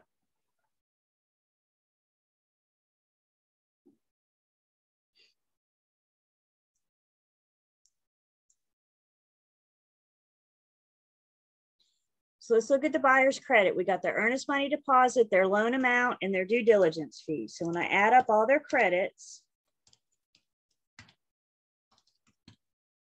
I get buyer credit of $179,750. And then I add up all their debits. We got the sales price plus their portion of the taxes, loan origination fee, discount points, interim interest, first year PMI, first year homeowner's insurance, attorney's fee, title insurance, deed recording, survey, courier, and escrows. And y'all check my math because I was typing when I did that, and entering when I did that. And I can't do both at the same time. Is that what you guys got for debits? Did I add right? Okay.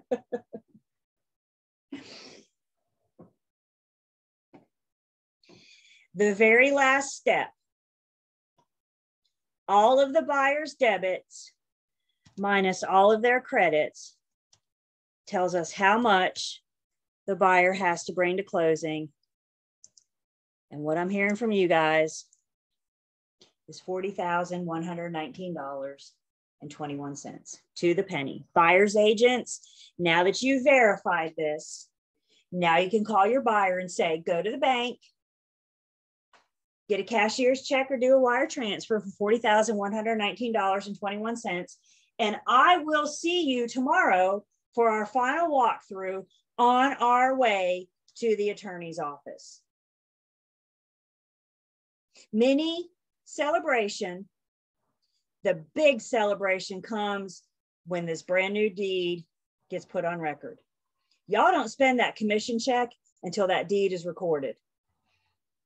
Because you know what? It's not a done deal.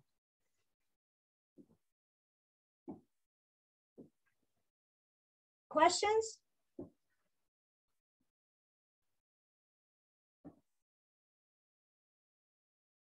Can they finance that amount? No. Why? Because they just financed $175,000. The lender, I mean, they'd have to be approved for it, right? They'd have to get a second mortgage for $40,190 or second loan. And most lenders don't like that. The seller pays commission, CDE, cashier's check or a wire transfer. It's got to be readily available funds. Personal check. The attorney's not going to accept a personal check. The attorney's not going to accept a big bag of cash. Cash has to be sourced. That was another problem that came from the housing market crash. If you show up with if you say, I got a mattress stuffed full of cash, the lender wants to know where that cash is coming from. Because another thing that supposedly caused the housing market crash that caused us all the problem was illegal money. Think like mafia kind of stuff. So the cash, the lender has to source the cash. And it came from my mattress isn't going to be acceptable to the lender.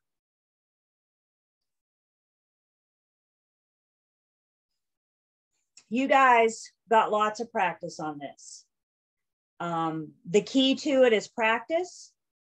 The key to it is knowing 561 and 562. That's right. Isn't the Ozarks great in teaching us how to launder money? That's what that show's all about. Y'all taking notes when you watch that show? That's how you launder money right there.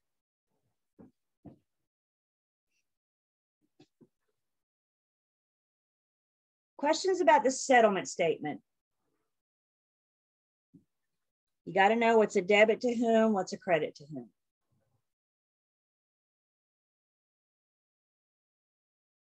It's a lot of work for one test question. Remember, you're going to save this one for the very end. The very last thing you do on both exams is going to be this one. Because I don't want you guys running out of time working on this one and not getting, 5 other ones answered or something. All right, here's my little sob story. Back in the day when I took pre-licensing, back in 2008, We didn't get to do this mini CD. We didn't get to do this. How much does the buyer have to bring to closing? When I took pre-licensing, we did pages 541 and 542. We did a full-blown settlement statement. And it was 4 questions, which means it had more weight, which means I don't want to hear a single one of you cry about having to do a mini CD. You are crying to the wrong person.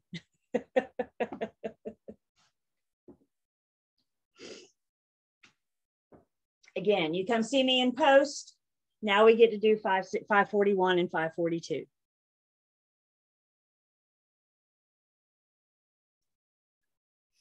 So basically, on the syllabus, when it says closing, in the area of closing a sales transaction, and it says there's going to be 1 national and 1 state, this is probably going to be it. All the math is on the national section. Mm-hmm. So but from what this, sorry.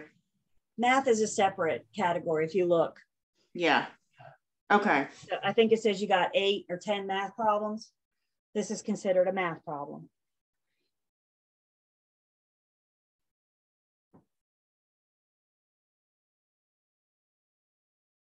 Okay, guys, remember I'm around to help. Before you start banging your head on the desk, that's where you email me, text me. Questions?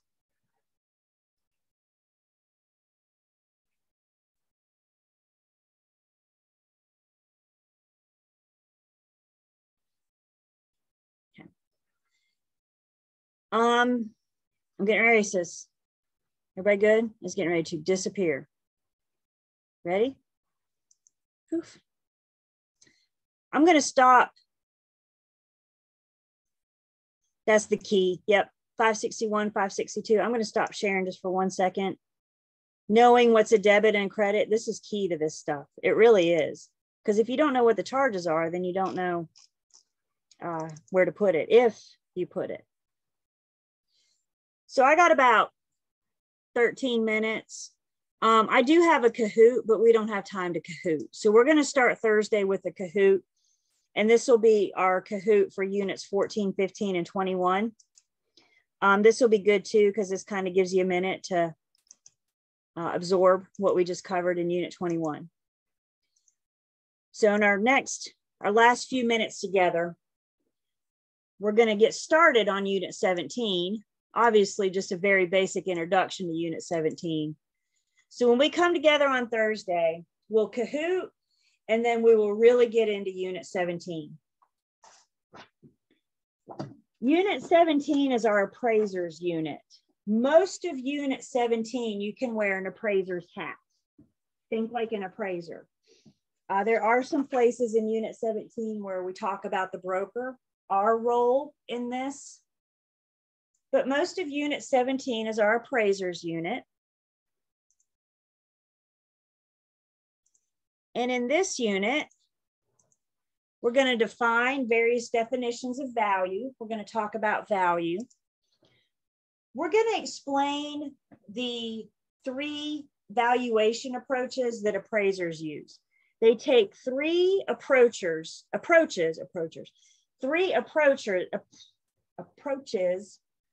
to help them determine value. And then we're going to look at the math that relates to the value. So unit 17, I'm on page 434.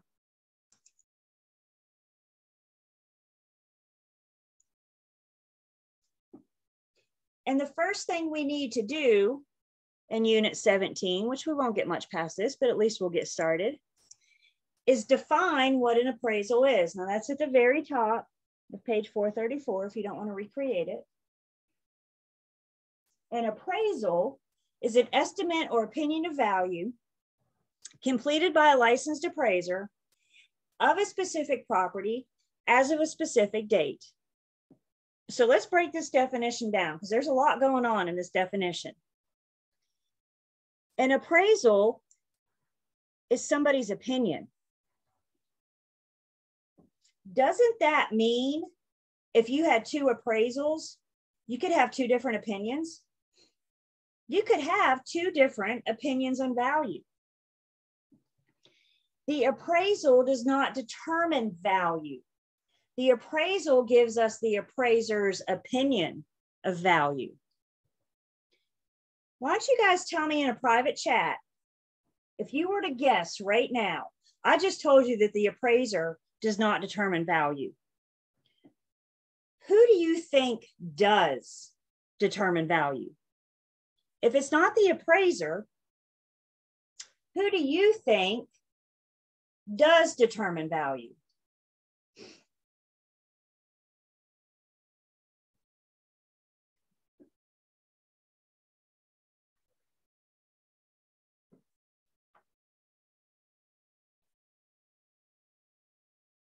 The appraiser gives us his opinion or her opinion.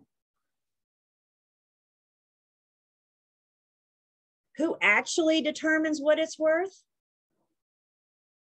is the buyer. The buyer is the one paying that price. The buyer is the consumer. Think about it. They're just buying something out on the market. It just happens to have a big price tag. Let's back that up a bit. Let's say this afternoon you go shopping and you're flipping through a rack of sweaters and you pull a sweater out and you say, well, goodness, that's nice. I really like that sweater. And then you look at the price tag, and that price tag is more than what you would ever pay for a sweater. What are you going to do with that sweater? You're going to gently put it back on the rack, right? The buyer is the one that actually determines what a property is worth because they're the ones that are willing to pay that purchase price. The appraiser's not paying the purchase price. Some of you said market, and that's right. The market drives the buyers, but the buyers are the ones that actually decide, is it worth me paying this price or not? The appraiser just gives us their opinion.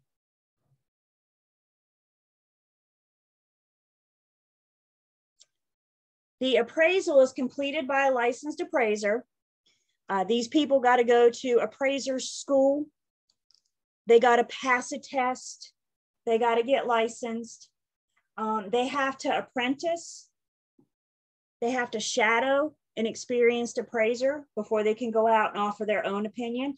I heard once, I don't know if this is true, but I heard that appraisers have to shadow 200 appraisals before they're able to go out on their own, before they're able to offer their own opinion.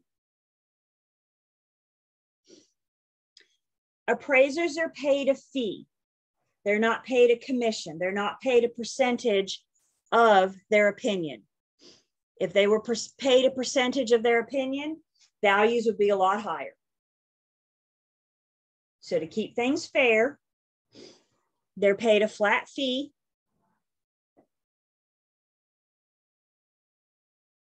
The appraisal is of a specific property. It's specific to 123 Main Street. The house next door, we're going to have a different opinion. The house across the street, we're going to have a different opinion. And it's as of a specific date. Technically, the appraisal is only good for today. We can use it for up to 6 months, but it's only good for today. Please understand, the buyer pays for the appraisal. The lender requires it. The buyer gets to pay for it. The appraisal is the property of the buyers. This is not the seller's property. The appraisal is not a material fact.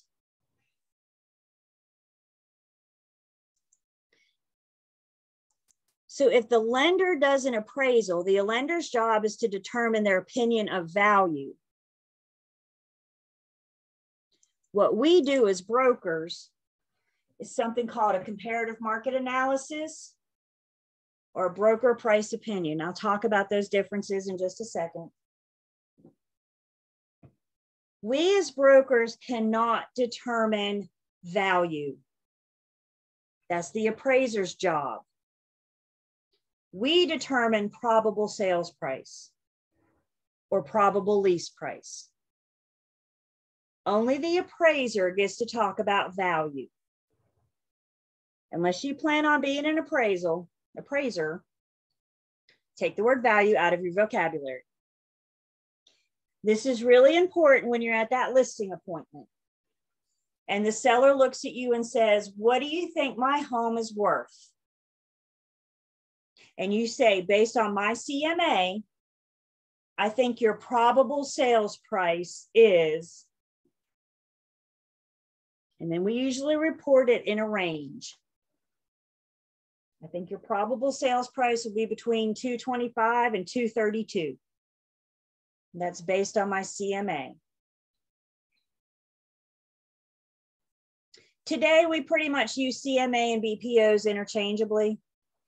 Back in the day, they used to be different. They used to mean something different. Back in the day, the CMA is what we did as part of our general brokerage duties. I pull a CMA for my seller at the listing appointment to help them arrive at probable sales price. I pull a CMA for my buyer when my buyer says, this is my dream home, let's write it up. How much should I offer? CMAs, historically, just part of our job. BPO is our broker price opinion. This was usually done for a fee for a third party. So for example, I used to work for a firm that had a relocation company based out of Connecticut. And every once in a while, they would hire us to do a BPO. I don't get this listing. I have no chance of getting this listing. These people in Connecticut just want to know what my opinion is of the probable sales price of this property. So they would pay me a couple $100 to offer their opinion, to offer my opinion. Again, today, pretty interchangeable.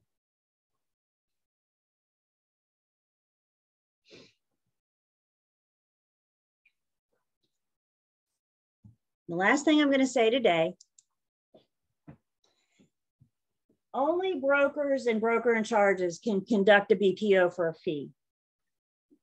Provisional brokers are you guys. Once you get your license, you're on provisional status. We're getting to that in license law and commission rule. You guys can do a BPO, but you can't charge a fee for it. So when that relocation in Connecticut says, hey, will you give me your opinion on this property? You can't charge a fee for it as a provisional broker. And none of us, I don't care who you are, provisional broker, or broker in charge, can charge as part of our general brokerage services. It's my job to do a CMA for the seller to help them determine probable sales price. It's my job to do a CMA for a buyer to help them determine how much to offer.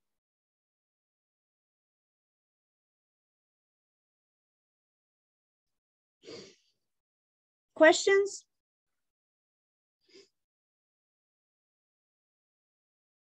I do have a question. A while ago, we were talking about appraisals and for say you're trying to sell a home and you don't feel like it's of the value that you feel like it is.